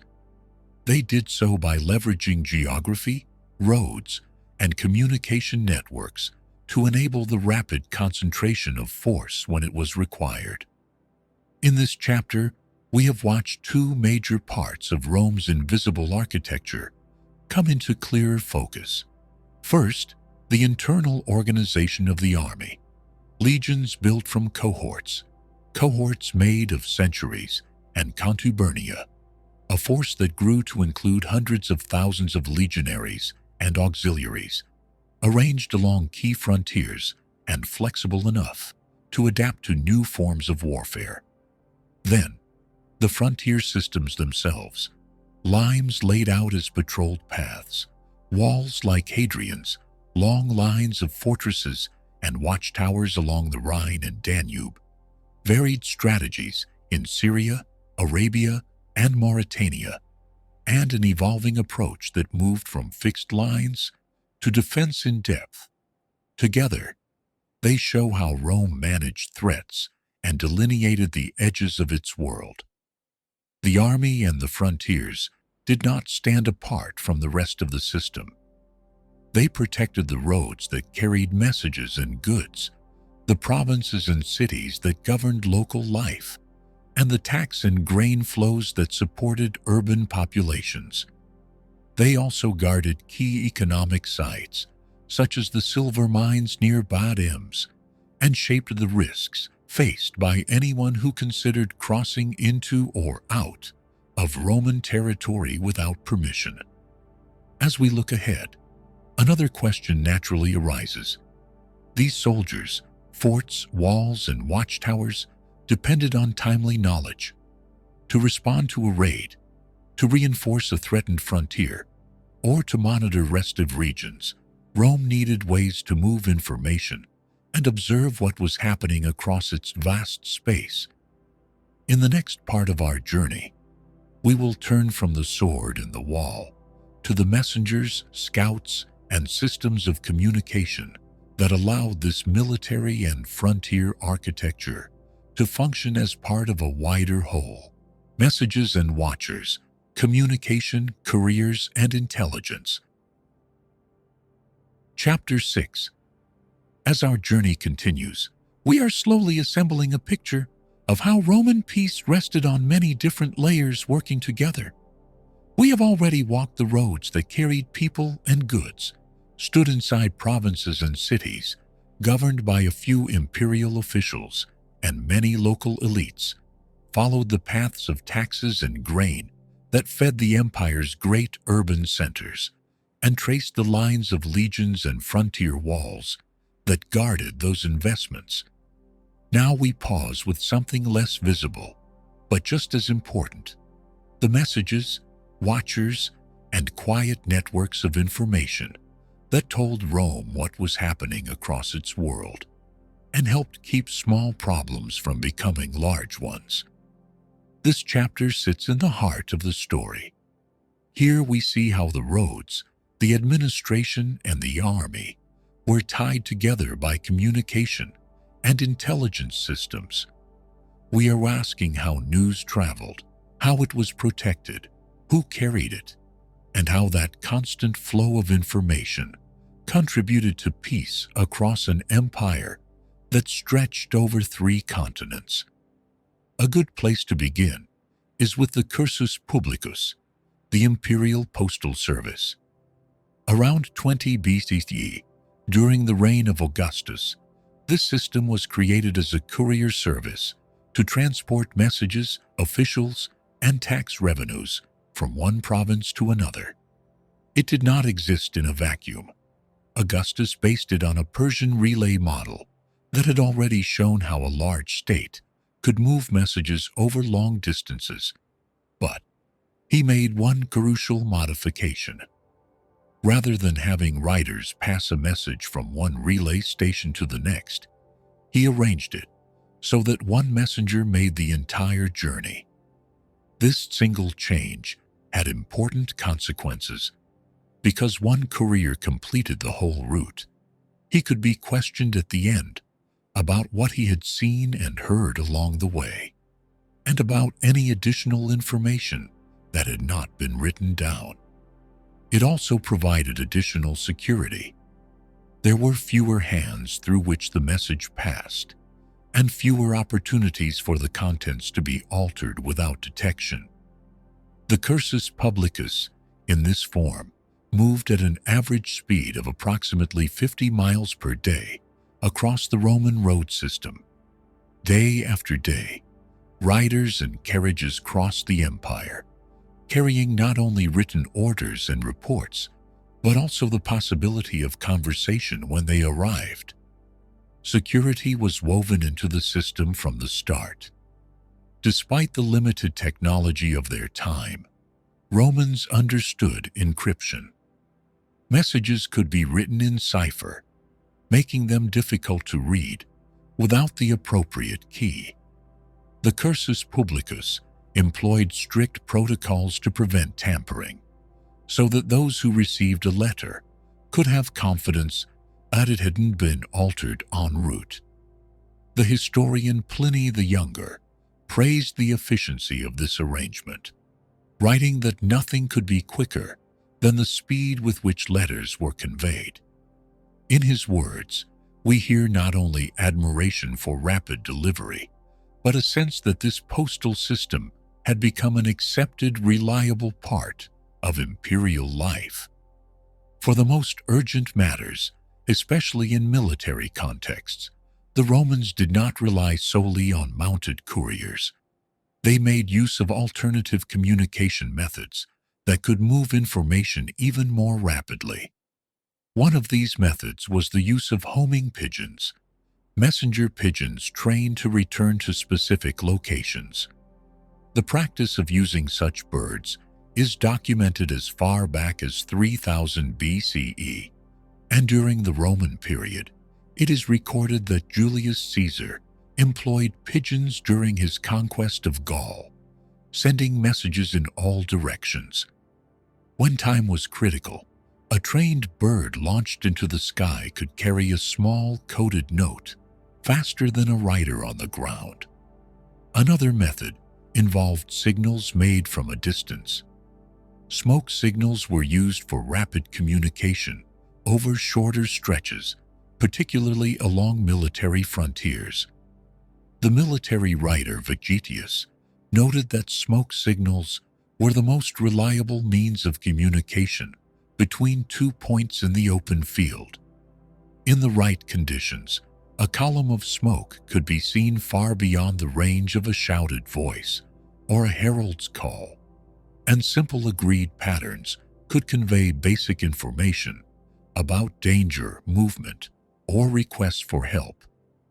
These systems, couriers on roads, encrypted letters, pigeons in the air, smoke on the horizon, formed what we might think of as the outer layer of Roman communication. But inside this layer were more specialized, and in some cases more secretive, networks that handled not only messages, but also intelligence. One such group began with a very practical, almost mundane role. The frumentarii started as grain distributors and postal workers. Their original task was connected to supplying food to the legions and moving official correspondence. Over time, however, they evolved into something different. The research describes them as becoming secret agents who answered directly to the emperor. These men were increasingly used to carry out the emperor's bidding, blending their legitimate roles in distributing grain and mail with a growing responsibility for gathering information. Under the Emperor Hadrian, the frumentarii became explicitly associated with intelligence activities. They did not operate randomly. They were headquartered at the Castra Peregrina, a fort of foreigners on the Caelian Hill in Rome. From this base, about 12 to 13 agents per legion were deployed throughout the empire. Each legion, wherever it was stationed, had a small group of such men attached to it. As they moved with supplies and messages, they were also watching, listening, and reporting back to the center. Alongside these agents, the army itself maintained layered intelligence networks in the field. These networks did not rely on a single kind of scout, but on several rings of observers with different tasks and ranges. The outermost of these, as described in the research, were the procuratores. They made up roughly 2% of the deployed force and served as a close screen for the army. Their job was to make contact with any nearby forces. This screening activity was maintained day and night, and its intensity increased in dangerous territory. The procuratores were the army's first line of awareness, feeling their way ahead and to the sides. Beyond them worked the exploratores. These scouts operated at ranges of about 30 to 35 kilometers from the main body of troops. Their task was to move ahead through the terrain and note what they found there: geography, topography, troop positions, and recent events. Their reports told commanders not just where the enemy might be, but how the land itself might shape any coming movement or battle. Further out still were the speculatores. The research describes them as actual spies, operating far beyond the two outer rings of the procuratores and explorators. Unlike the closer scouts, who were primarily concerned with immediate dangers and the lay of the land, speculatores could be used to gather deeper information about enemy plans, alliances, and vulnerabilities.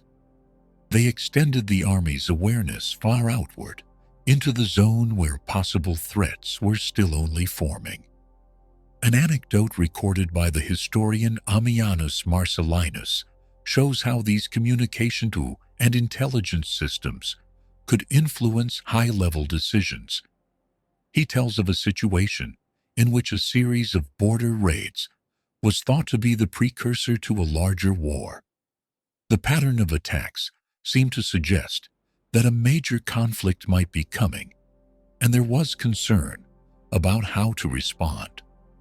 Rather than rushing blindly into a large-scale confrontation, Rome sent spies to assess the situation more carefully. These agents discovered that the Persian king, who might have been expected to be behind the raids, was in fact heavily committed on another frontier. The raids, they found, were of a local nature only. They were serious, but they were not part of a wider, coordinated offensive. Equipped with this information, Roman leaders devised ways to keep the Persian king bogged down on other borders. By doing so, they gained better leverage for their upcoming peace negotiations. In this account, intelligence informed strategy, and strategy, in turn, helped preserve peace. The systems we have been following did not remain static. The fact pack provides a brief timeline of how they evolved. In 20 BCE, the cursus publicus was established under Augustus. In the 1st and 2nd centuries CE, the frumentarii gradually evolved from supply officers into intelligence agents. During the reign of Hadrian, from 117 to 138 CE, we have the first explicit written evidence of frumentarii conducting intelligence operations. Later, in the 4th century CE, a new group known as the agentes in rebus, or imperial agents, replaced the frumentarii. These new agents operated more directly under civilian imperial administration, carrying forward the functions of communication and intelligence in a changing political environment. One particular observation from the research helps to tie these pieces together. It notes that a Roman emperor in Rome could theoretically learn about unrest in North Africa within 2 to 3 weeks through the cursus publicus system. For an empire spanning 3 continents, that is a remarkable timescale. But the same passage reminds us that the real innovation was not simply speed. It was the fact that information flowed backward as well as outward. Grain distributors, couriers, soldiers, and secret agents constantly reported what they observed as they went about their duties. Their daily movements formed a web of awareness. A man delivering grain, a rider carrying an official letter, a soldier on patrol, or a frumentarius on assignment might all send information back along the same routes that orders and tax revenues traveled out. Over time, this made large-scale conspiracy or rebellion extraordinarily difficult to conceal. It did not make unrest impossible, but it did mean that unusual patterns of behavior, unexpected gatherings, or shifts in local conditions were more likely to be noticed and reported. Looking at this system, historians have seen more than one face. Some emphasize the cursus publicus and the related networks as an administrative marvel. From this perspective, they demonstrate Roman organizational sophistication, the ability to coordinate complex flows of people, goods, and messages across great distances.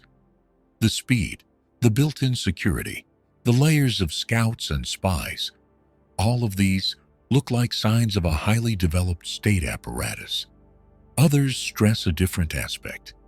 They focus on the repressive function of these systems, highlighting how they enabled imperial surveillance and the suppression of dissent.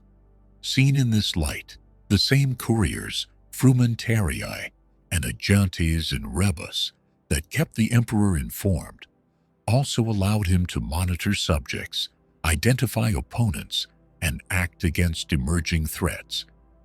The research notes that in this sense, these systems prefigured what we would now call security states. Both readings are present side by side, one praising efficiency, the other warning of control. In this chapter, we have allowed the communication and intelligence layer of Rome's invisible architecture to come into view. We have seen how Augustus, around 20 BCE, created the cursus publicus to carry messages, officials, and tax revenues along the empire's roads, and how the choice to have a single messenger complete each journey added security and made personal questioning possible.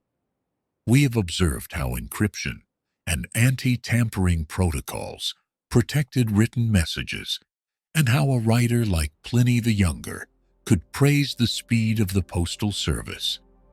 We have watched homing pigeons cross the sky and smoke signals rise along frontiers, serving urgent military needs.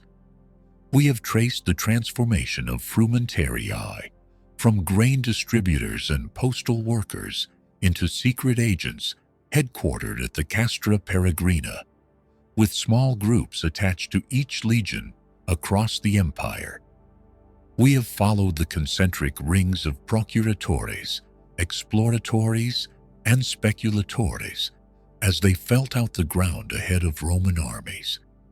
We have listened to Ammianus Marcellinus describe how, in at least one case, careful spying turned what looked like the beginning of a large war into an opportunity to shape more favorable peace.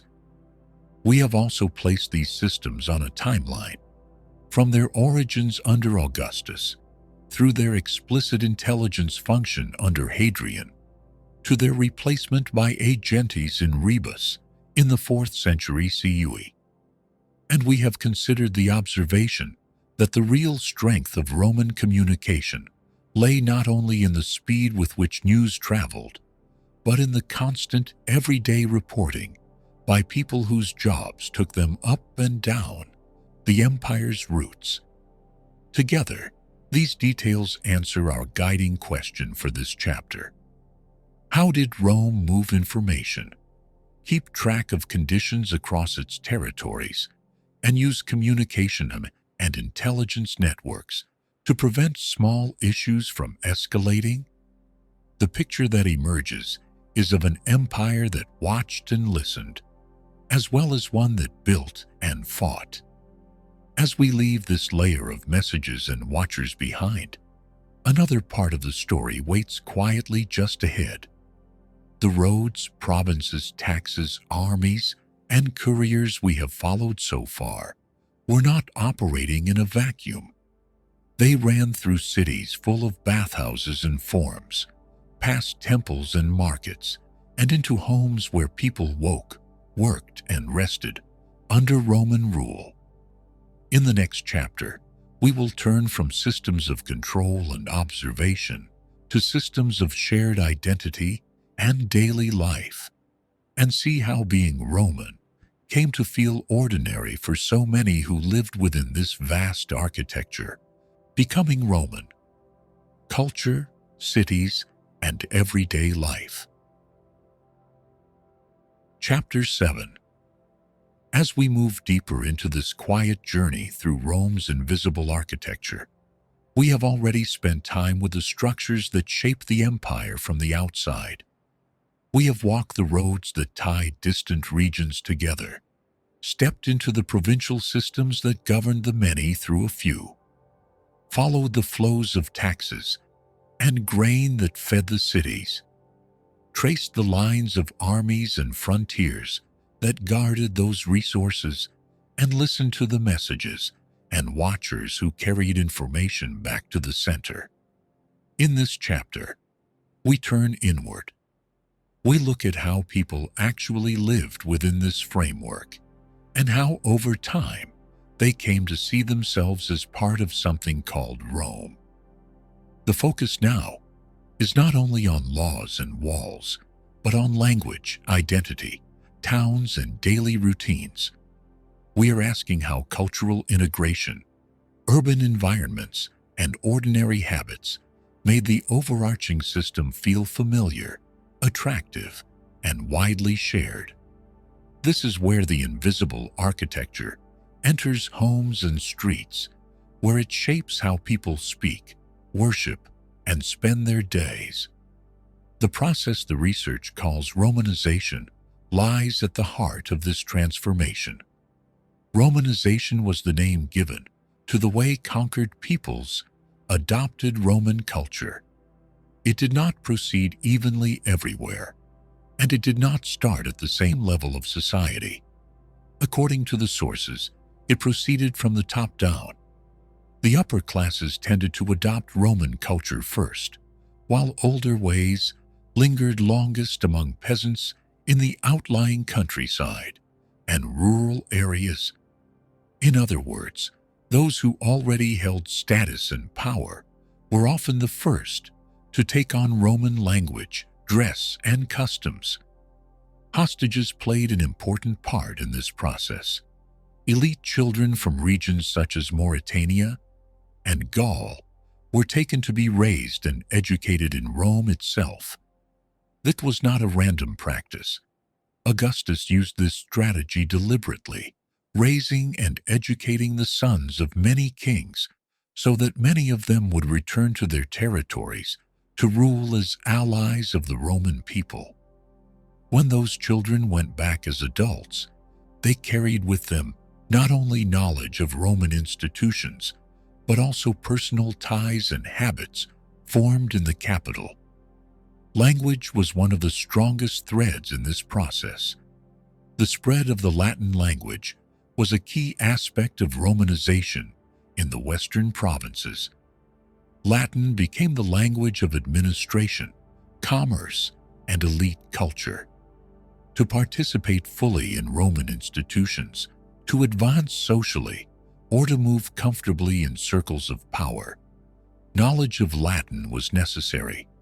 Through official business, trade, and education, Latin gradually embedded itself in the daily workings of Western provincial life. Yet this pattern was not the same everywhere. In the eastern provinces, Greek retained its dominance as the lingua franca. In fact, Greek even spread to new areas. Latin became prominent there, mainly around new veteran colonies, like Berytus. So while in the West, Latin was often the main language of administration and high culture, in the East, a long-established Greek-speaking world continued to shape public life. Romanization, in that sense, adapted to what it found. Legal identity formed another important layer of belonging. At first, Roman citizenship was limited to inhabitants of Rome itself. Over time, however, It was gradually extended to provincial populations. Citizenship offered legal privileges, tax exemptions, and social prestige. Grants of citizenship to provincial elites helped to create a loyal ruling class in the provinces. Those who held this status had a tangible reason to support the system that granted it. The development reached a major turning point in 212 CE with the Edict of Caracalla. This decree declared that all free men in the Roman Empire were to be given full Roman citizenship, and all free women in the empire were given the same rights as Roman women, with some exceptions for groups known as the Deditati, those who had surrendered unconditionally in war. With this act, the formal boundary between citizen and non-citizen was largely erased. Legal Roman identity became something that could be shared across the empire, not only by a narrow group in the city of Rome. While language and law worked on the level of speech and status, architecture and urban planning acted on the level of the environment people moved through every day. Roman architecture and urban planning had a profound impact on the physical appearance of provincial cities. Monumental public buildings, temples, basilicas, amphitheaters showcased Roman power and cultural influence. Their forms, materials, and sizes signaled that these places belonged to the same world as the capital. Urban infrastructure deepened this effect. Roads, aqueducts, and sewers improved quality of life and facilitated economic activity. Clean water and efficient drainage were not only practical benefits, they also made cities more livable and tied their well-being to the functioning of Roman-built systems. Grid-based street plans and standardized building types created a distinctively Roman urban landscape. Walking through such a town, with its straight streets, public squares, and familiar building forms, one would feel a certain order and regularity that echoed Rome itself. Belief and worship, too, did not stand entirely apart from this pattern. Roman religious practices and deities coexisted with local belief systems in the provinces. The result was syncretism, the emergence of hybrid cults and religious identities. For example, in Gaul, the Celtic god Lugus was identified with the Roman god Mercury. This identification allowed locals to maintain the worship of a familiar figure under a Roman divine name. It did not require them to abandon their past. Instead, it layered Roman references onto older traditions. At the same time, the imperial cult added another dimension to this shared religious life. The imperial cult involved the worship of the emperor and his family as divine figures. It served to promote loyalty to the empire and to integrate provincial populations into the Roman political and religious order. Participating in rituals that honored the emperor helped bind communities to the imperial center, not just politically, but also symbolically. Even with these influences, Romanization did not proceed in a uniform way. The research is clear that not all provinces Romanized equally. Romanization was largely effective in the western half of the empire, where native civilizations are described as weaker. In the Hellenized East, older civilizations such as those of ancient Egypt, Anatolia, the Balkans, Syria, and Palestine effectively resisted all but the most superficial effects. There, deep-rooted cultural and religious traditions proved durable. Law illustrates this mix of change and continuity. Local customary laws were supplanted in part by Roman law, especially where property and inheritance were concerned. Roman legal institutions began to shape who could own what, how it could be passed on, and under what conditions. Yet local legal traditions sometimes persisted for centuries in hybrid forms. People might follow Roman rules in some areas while continuing older practices in others. Language offers another example of how this blending worked in practice. Over centuries, Gaulish, the Celtic language spoken in much of what is now France, helped shape the vulgar Latin dialects that eventually developed into French. The research notes that this influence included loan words and calques, including the word oui, meaning yes, as well as sound changes and shifts in conjugation and word order. Romanization, in this case, was not a one-way process of erasure. It was a mutual transformation. Latin absorbed Gaulish elements. Gaulish speakers absorbed Latin. Modern French, in many ways, stands as a monument to this long process, showing that what came before was never fully erased. The timeline of Romanization stretches across the major periods of Roman history. In the late Republic, between about 250 BCE, Romanization is said to have begun immediately after conquest, with elite children taken to Rome for education.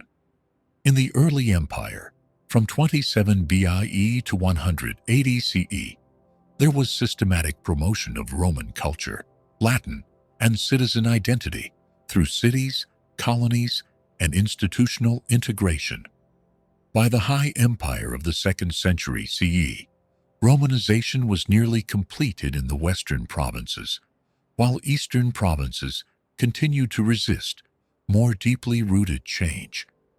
In the late empire, from the 3rd to the 5th centuries CE, Romanization took on a new form, as Christianization, as the empire shifted its religious identity from classical paganism to Christianity. One summary from the research describes Rome's most brilliant strategy as making conquered peoples want to be Roman. It offers the image of a Gallic nobleman who learned Latin, wore a toga, visited Roman baths, and sent his son to be educated in Rome. Such a person was not forced, in a narrow sense, to abandon his identity. Instead, he was elevated by adopting a cosmopolitan, prestigious identity. By the 2nd century CE, elite identity across the empire is described as essentially Roman, not only because Rome had conquered, but because it had invited people into what it framed as a shared civilization. Modern historians do not all agree on how to judge this process. Some describe Romanization as cultural imperialism and oppression, stressing the power imbalance and the pressures to conform.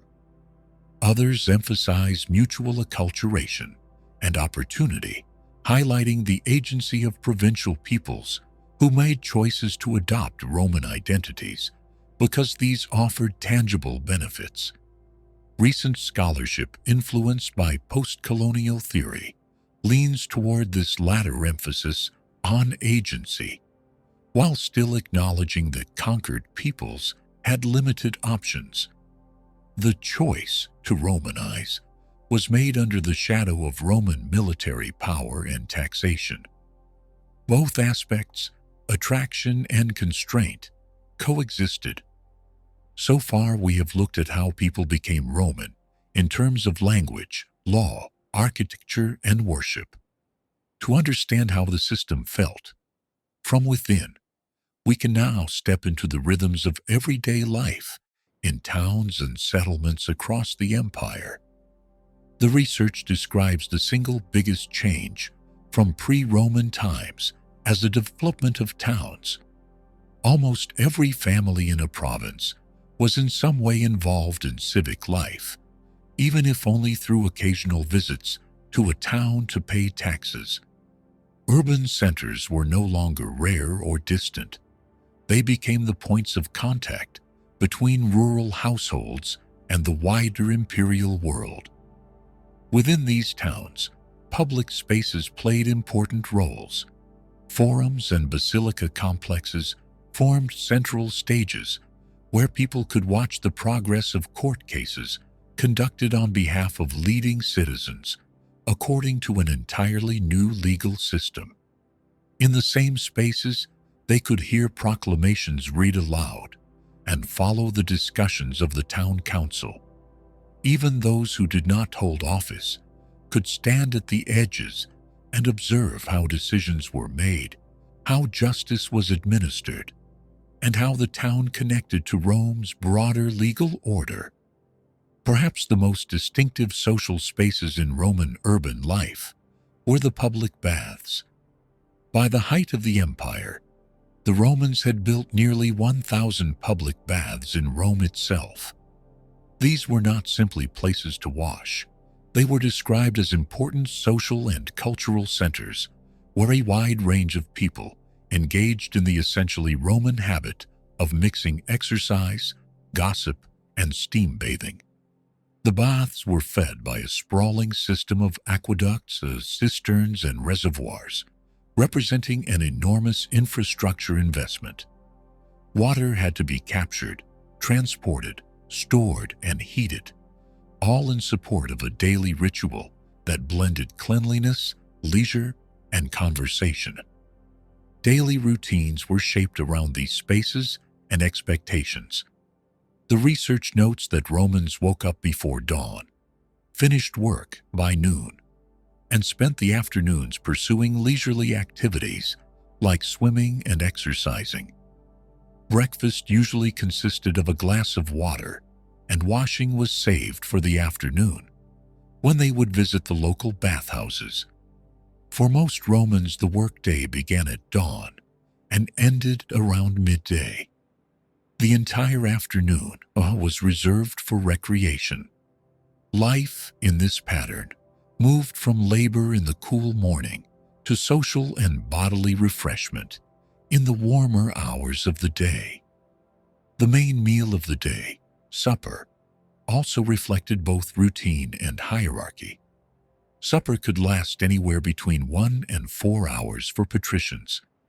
Banquets held by the most lavish emperors were known to go on until midnight, and sometimes even into the early hours of the morning.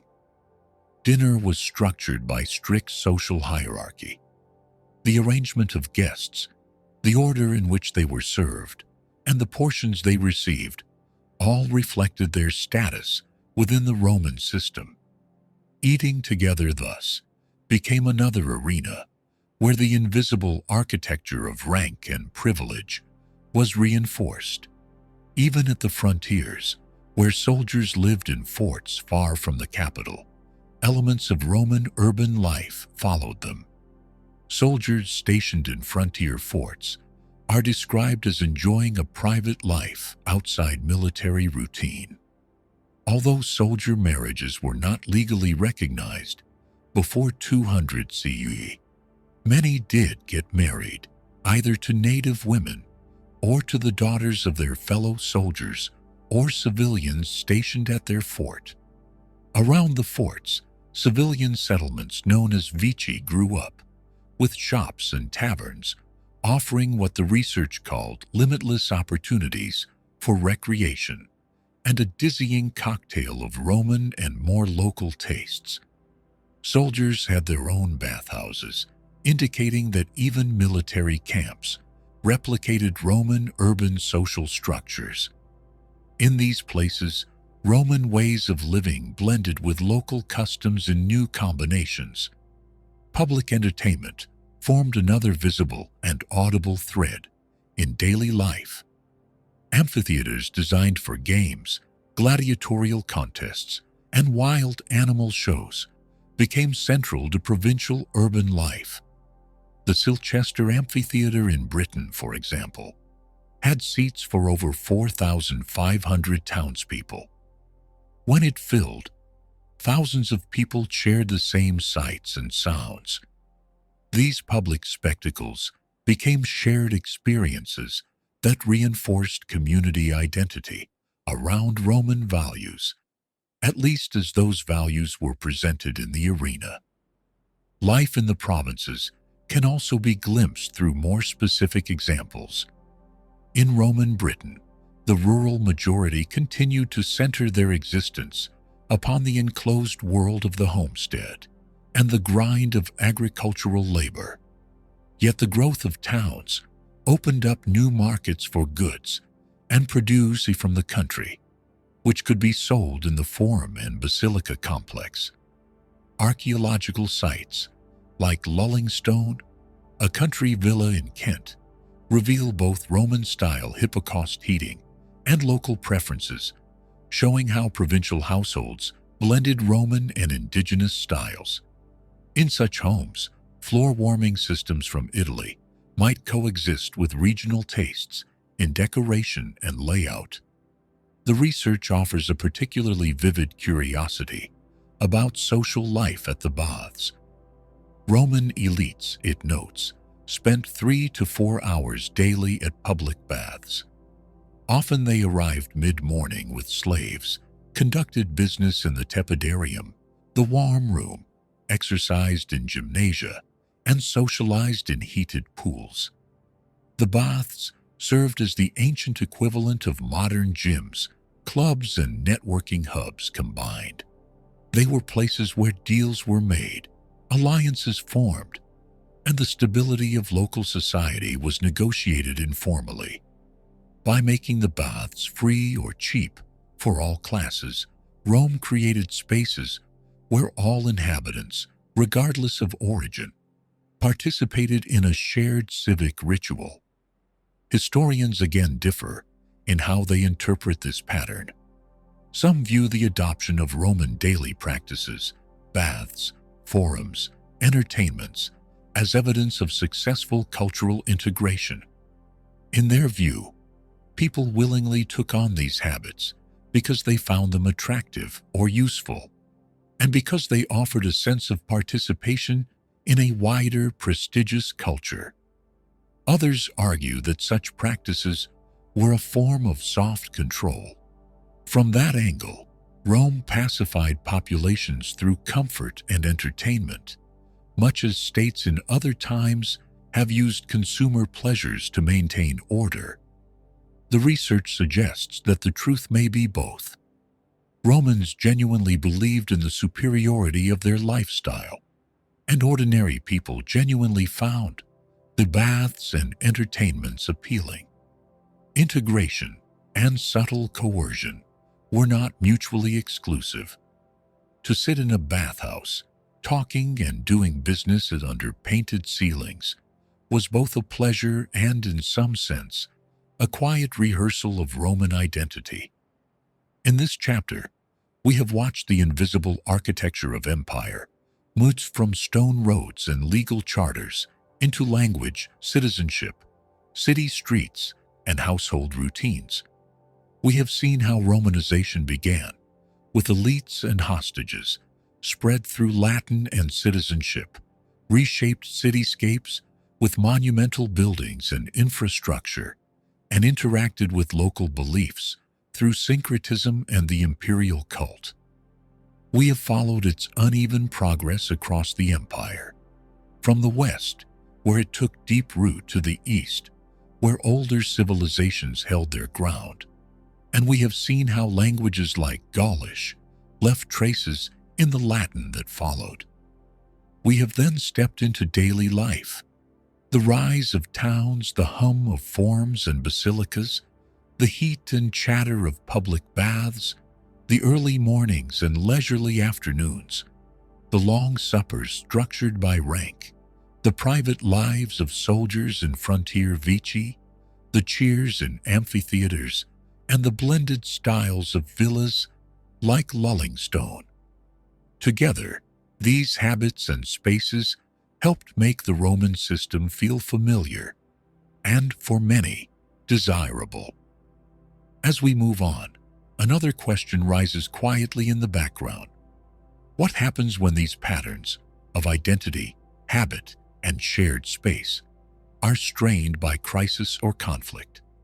In the next chapter, we will turn to moments when the architecture of empire was tested by rebellions and wars, and see how the systems we have traced so far responded when peace was disturbed, when the system strained, rebellions, crises, and adaptation. Chapter 8. By this point in our journey, we have seen how Rome's peace rested on many intertwined layers. We have walked along the roads that laced the empire together, watched provinces and local elites handle much of the work of rule, traced the flows of taxes and grain that fed distant cities, stood beside legions and frontier walls, guarding the edges, and listened to the messages and watchers who carried news back to the center. We have also stepped into the baths, forums, and town squares, where people gradually learned to live as Romans. In this chapter, we turn to moments when all of that was tested, when the system strained under rebellion, crisis, and war, and we ask how it responded. The pattern of revolt that emerges from the research is revealing. Most major uprisings occurred in recently conquered territories within the first few decades of Roman rule. These were moments of transition, when old elites had lost power, local populations resented new taxes, and Roman ways had not yet become normal. Once a province had been settled for a generation, and local elites had become invested in the system, rebellions became rare. Rome's greatest vulnerability lay in that early phase, when its authority was present, but not yet accepted, and when people still had strong memories of life before the legions arrived. We can begin in the reign of Augustus, in the region of Illyricum. Between 6 and 9 CE, an alliance of tribes, numbering more than 200,000 people, rose in rebellion against Rome. This conflict, remembered as the Bellum Battonianum, was one of the largest provincial uprisings the empire faced. It did not end quickly. The rebellion was eventually suppressed by Roman legions, led by Tiberius and Germanicus, but only at a high cost. It consumed tremendous resources and demonstrated clearly how vulnerable recently conquered areas could be. The new provincial framework, the tax system, and the local alliances that Rome relied on had not yet taken firm root there, and so a broad coalition could still form against imperial rule. A little more than a decade later, another challenge appeared, this time in North Africa. Between 17 and 24, Al-Tuai, a Numidian rebel named Tacfarinas, himself a former Roman soldier, led a campaign of irregular warfare that frustrated Roman commanders for 7 years.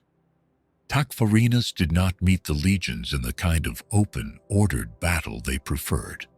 Instead, he deployed quick attacks and then disappeared back into the desert, using light cavalry raids and ambushes rather than set-piece engagements.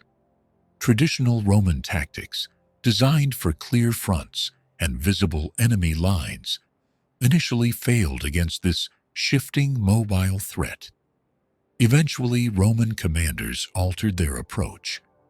The research describes the breakthrough coming when the Romans sent a deliberately lightly armed force made up of the most mobile of their troops. In this campaign, they adopted irregular tactics themselves. By mirroring Tacfarinas' methods, emphasizing speed, flexibility, and hit-and-run action, they were able to bring his forces to battle on more equal terms. Even then, the rebellion was suppressed only through a combination of determined pursuit and a fortunate break in intelligence. Tacfarinas was surrounded, and recognizing the futility of his position, threw himself onto the spears of the attacking Romans. The struggle with Tacfarinas also exposed tensions within the Roman army.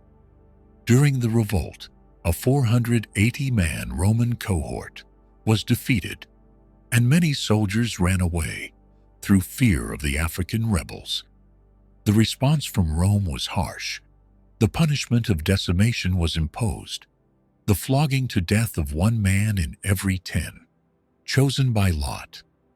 By this time, decimation was a punishment rarely enacted, but in this case, it was used to restore discipline and to send a message. The episode underscores how Rome used terror and brutal discipline, alongside more subtle forms of integration, to maintain control over its own forces as well as its subjects. Moving forward to 60 to 61 CE, we come to one of the most famous provincial uprisings, the revolt in Roman Britain, under Queen Boudicca.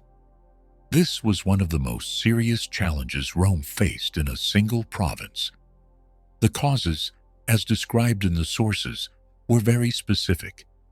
The Icenian king Prasutagus had, in his will, named the emperor as heir together with his 2 daughters. This act of deference was intended to protect his kingdom and household from harm. Instead, the opposite occurred. His kingdom was pillaged by centurions and his household by slaves, as though they had been taken in war. In this context, a particular sequence of abuses became the spark for rebellion. Boudica herself was subjected to the lash. Her daughters were violated. All the chief men of the Icenians were stripped of their family estates, and the relatives of the king were treated as slaves. These acts, combined with the fear of even worse to come, as the region was reduced to the status of a province, drove the Iceni and their neighbors to arm themselves. They incited to rebellion the Trinobantians and others who had not yet been fully broken by servitude, entering into a secret compact to resume their independence. There was also deep resentment toward Roman veterans settled in Britain. These veterans, fresh from their settlement in the colony of Camulodunum, modern Colchester, were acting as if they had received a free gift of the entire country. According to the ancient sources, they were driving the natives from their homes, ejecting them from their lands, and calling them captives and slaves. They were assisted in this by soldiers whose way of life and hopes for indulgence were similar. In addition, the temple of the deified Claudius loomed over the colony, seen by locals as the citadel of an eternal tyranny.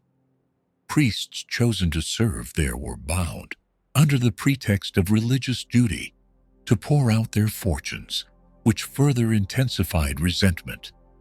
When the revolt finally broke out, its scale was immense. Boudica's uprising involved an army, described as numbering about 230,000 men. The rebels attacked key Roman centers. It has been established in the ancient accounts that almost 70,000 Roman citizens and allies fell in places such as Camulodunum, Londinium, and Verulamium. For a short time, the colony at Camulodunum, the town of Londinium, and the municipality of Verulamium were scenes of destruction and loss. The Roman response under the commander Suetonius Paulinus was shaped by the structures we have already seen in earlier chapters. Suetonius gathered the 14th Legion, a detachment of the 20th, and auxiliaries from the nearest stations, altogether some 10,000 armed men. He chose the ground for battle carefully, selecting a position approached by a narrow defile and protected at the rear by a forest. He made sure there were no enemies except in front, and that the plain before him was open and free of cover that might conceal an ambush. The legionaries were posted in densely packed ranks, light armed troops on the flanks, and horsemen massed on the extreme wings. The Britons, for their part, came on in bands of foot soldiers and horsemen, moving jubilantly and in unprecedented numbers. Confidence ran so high that they brought even their wives to witness the expected victory, placing them in wagons stationed at the edge of the plain.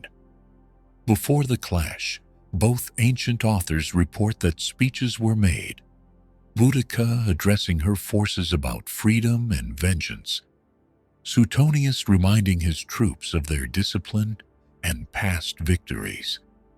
But the core of the outcome lay in the structure and tactics of the forces involved.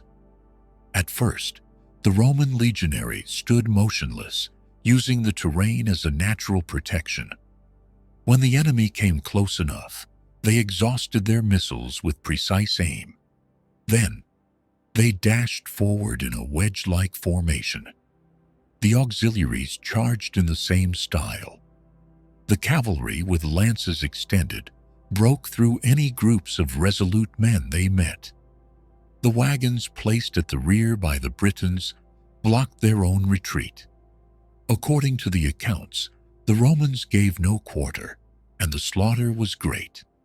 By some counts, a little less than 80,000 Britons died, at a cost of some 400 Romans killed, and a not much greater number of wounded. In the aftermath, Boudica is said to have ended her days by poison. The Roman army was reinforced. The Caesar sent over from Germany 2,000 legionaries, 8 cohorts of auxiliaries, and 1,000 cavalry, allowing gaps in the 9th Legion to be filled. Allied foot soldiers and horsemen were stationed in new winter quarters. Meanwhile, the peoples in the region who had shown themselves doubtful or disaffected during the revolt were attacked with fire and sword. Famine also pressed hard on the rebels, who had neglected the sowing of crops and diverted all ages of their population to war, relying instead on seizing Roman supplies. The political aftermath was complicated. Julius Classicianus, sent to replace the earlier procurator Catus, was not on good terms with Suetonius and hampered the public welfare by his private animosities. He reported to Rome that no end to fighting should be expected until Suetonius was superseded, attributing failures to the legate's own character and successes to fortune. In response, Nero sent Polyclitus, one of his freedmen, to inspect the situation in Britain and to try to reconcile legate and procurator while calming the province. In the end, Suetonius was replaced by Petronius Turpilianus, who abstained from provoking the enemy, was not challenged himself, and gave the name of peace to this quiet. The fact pack summarizes the longer-term lesson that Rome drew from this disaster. After Boudica's defeat, Rome reassessed its British strategy. Rather than continuing the exploitative approach that had triggered the revolt, Roman authorities increasingly delegated power to cooperative local elites, offered citizenship incentives, and reduced the more blatant abuses. Britain then remained peaceful for centuries afterward. In this case, Rome's adaptive response linked military victory with institutional adjustment and a softer approach to local governance. Other regions saw their own intense struggles. Between 66 and 73 CE, the First Jewish-Roman War arose from a combination of taxation disputes, religious tensions, and local governance failures. Rome's initial response was inadequate. A governor's punitive force was defeated at Beth Horon. In time, however, Rome concentrated overwhelming force and eventually suppressed the rebellion through the siege of Masada. The war's brutality and Rome's determination to crush dissent made Judea unstable for generations. Here, too, we see the pattern of an early period of provincial integration marked by sharp conflict, followed by a long, uneasy aftermath. Further north and east, Along the Danube frontier, the Marcomannic Wars took place between 166 and 180 CE during the reign of Marcus Aurelius. In these wars, Rome faced Germanic and Sarmatian tribes. The conflicts were long and costly, and the research describes them as a mere prelude to more serious conflicts that were to follow in the coming century. They highlighted a structural problem. Simultaneous crises on the empire's vast frontiers were Rome's greatest strategic vulnerability. An army defending the Rhine could not, at the same time, defend the Danube, the Euphrates, and the Nile. Even with its large forces and logistical sophistication, the empire could not be strong everywhere at once. Seen together, the major revolts and wars form a rough timeline of strain. Between 6 and 9 CE came the Bellum Battonianum. From 17 to 24 CE, Tacfarinas revolt troubled North Africa. In 60 to 61 CE, Boudica led her uprising in Britain. Between 66 and 73 CE, the First Jewish-Roman War shook Judea. Between 115 and 117 CE, another Jewish revolt, the Kitos War, unfolded. From 166 to 180 CE, the Marcomannic Wars tested the Danube frontier. Between 193 and 211 CE, multiple civil wars erupted during the reign of Severus. Each of these episodes placed stress on the invisible architecture we have been exploring. When we look across these cases, the curiosity noted in the research becomes clearer.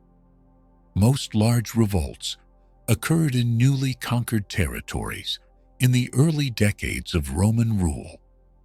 Once the structures of administration, taxation, military presence, communications, and cultural integration had been in place for a generation or more, uprisings became less frequent.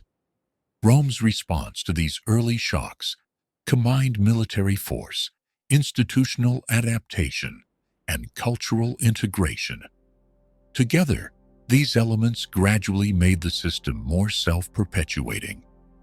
Historians differ in how they interpret what these rebellions reveal about the empire as a whole. Some see in them signs of fragility. They point to the constant need for military suppression and the frequency of uprisings as evidence that Roman control was always under threat. Others emphasize resilience.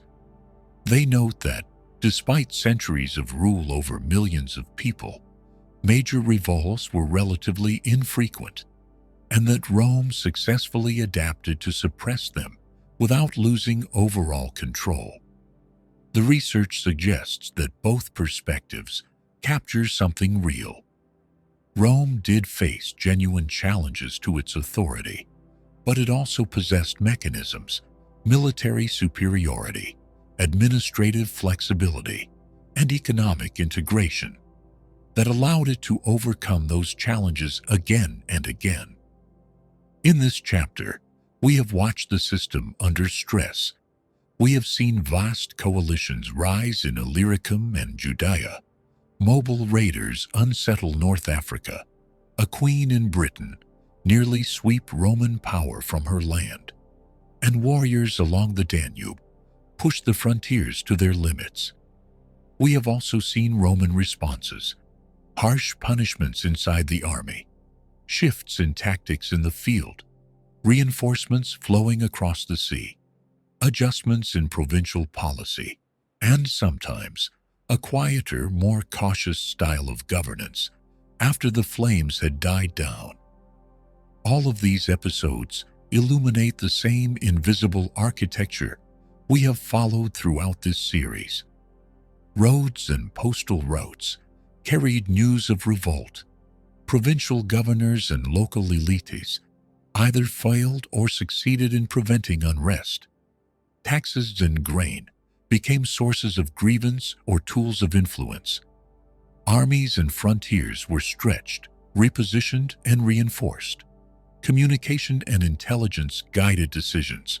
Cultural integration and daily life either absorbed the shock or shattered under it. As we move toward the final chapter, the focus will gently widen again. We will step back from individual cases of strain and look at how all the systems we have explored, physical, administrative, economic, military, communicative, cultural, and adaptive, fitted together into a single architecture that, for a long time, made large parts of the Roman world feel ordered and, to many, inevitable. Weaving the web. How Rome's system made conquest feel like civilization. Chapter 9. As we come to rest at the end of this journey through Rome's invisible architecture, we can pause for a moment and look back at what we have seen. We began with a question about how peace was kept across millions of people without constant visible force in every corner of the empire. The answer, as it emerged chapter by chapter, was not a single structure or strategy, but a web of interconnected systems that worked together to make Roman rule feel stable, predictable, and for many people beneficial. Roads formed the first, most tangible layer of this web. They connected distant regions to each other and to Rome itself. But they were not merely paths for movement. They enabled rapid communication when news needed to travel quickly. They allowed troops to move where they were needed. They carried traders and their goods, creating bonds of economic interdependence between different parts of the empire. Each road was a physical reminder of Rome's presence, but also a channel through which people, things, and ideas could flow. The military organization that used these roads showed its own careful design. It was lean and flexible, deployed in ways that minimized the cost of maintaining garrisons, while maximizing the ability to respond to threats. Rather than trying to station troops everywhere, Rome positioned its forces strategically, ready to move along those roads when needed. The military was not just an instrument of conquest. It became part of the framework that maintained peace. In the provinces that these soldiers protected, we found another layer of the architecture. Provincial administration delegated substantial authority to local elites.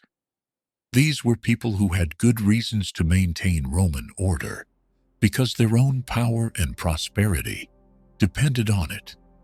They were not merely conquered subjects. They became partners in the project of maintaining stability. Their interests aligned with Rome's interests, making rebellion less likely in their own regions. The way Rome handled taxation reflected similar wisdom. Taxation systems distributed both costs and benefits in ways that made rebellion economically irrational for elites. There was burden, certainly, but there was also advantage for those who worked within the system.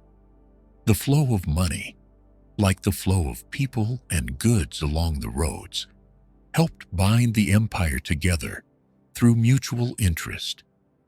Communication networks added another dimension to this web. They gave the emperor unprecedented awareness of distant events.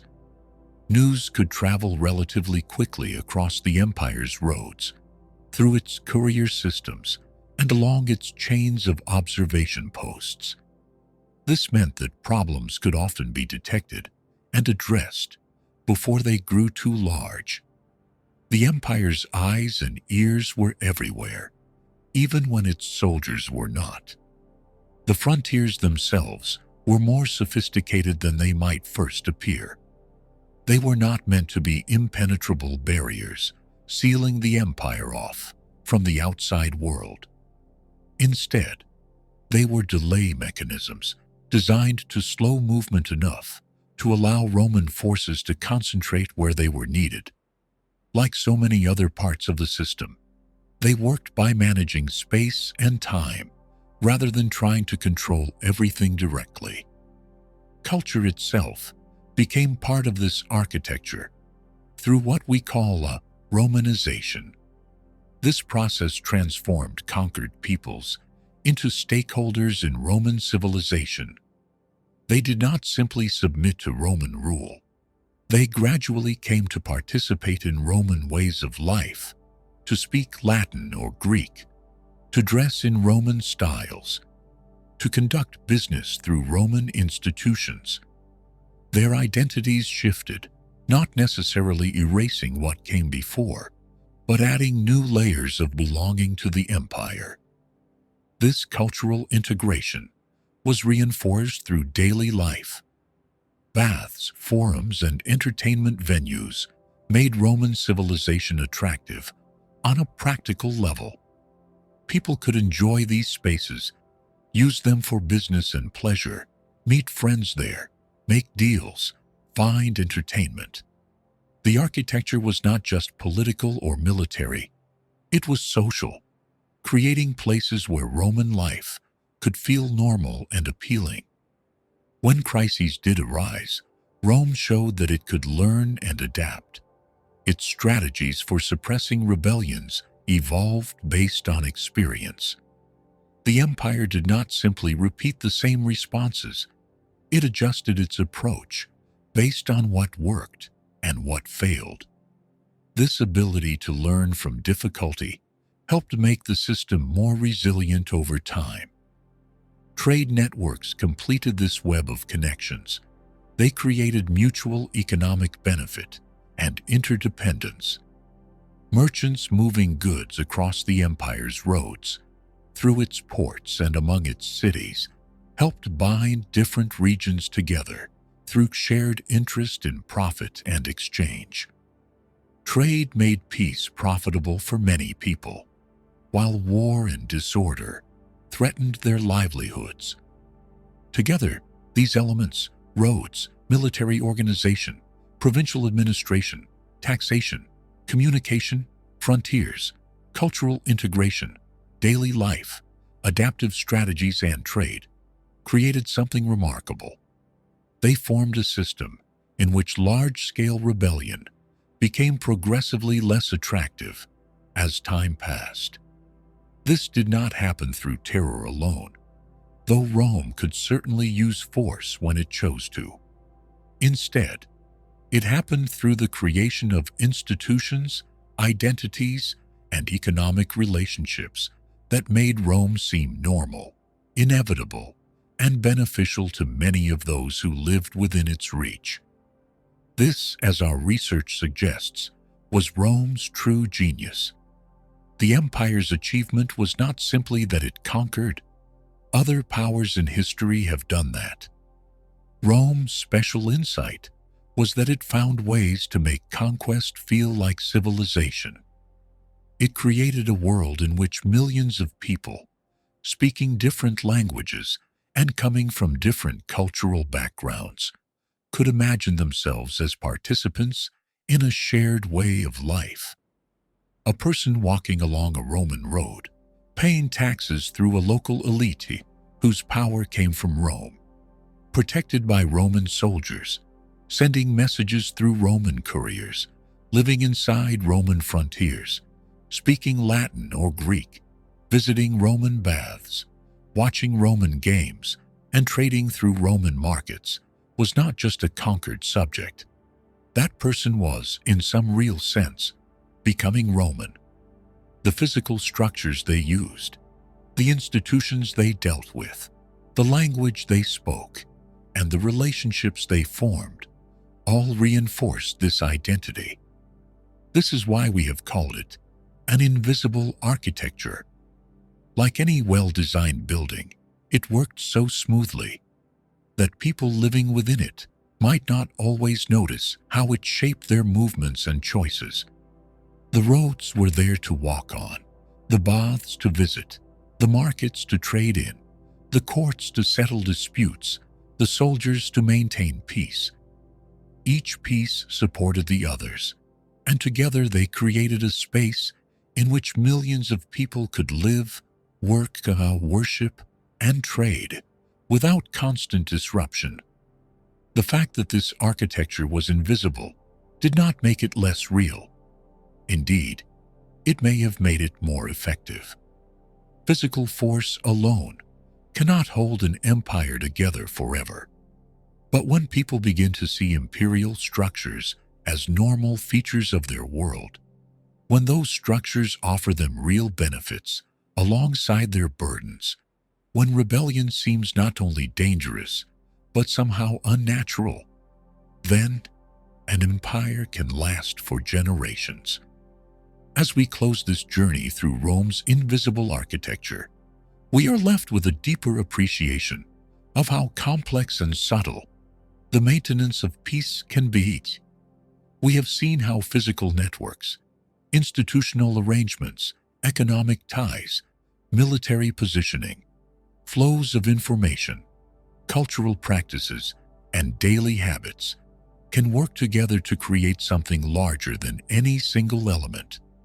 We have watched an empire that did not just conquer territory, but built a world in which conquest could feel like participation in a shared civilization. In the end, Rome's achievement was not just that it ruled over millions of people. Its achievement was that it created a system in which many of those millions, over time, came to see themselves as Romans.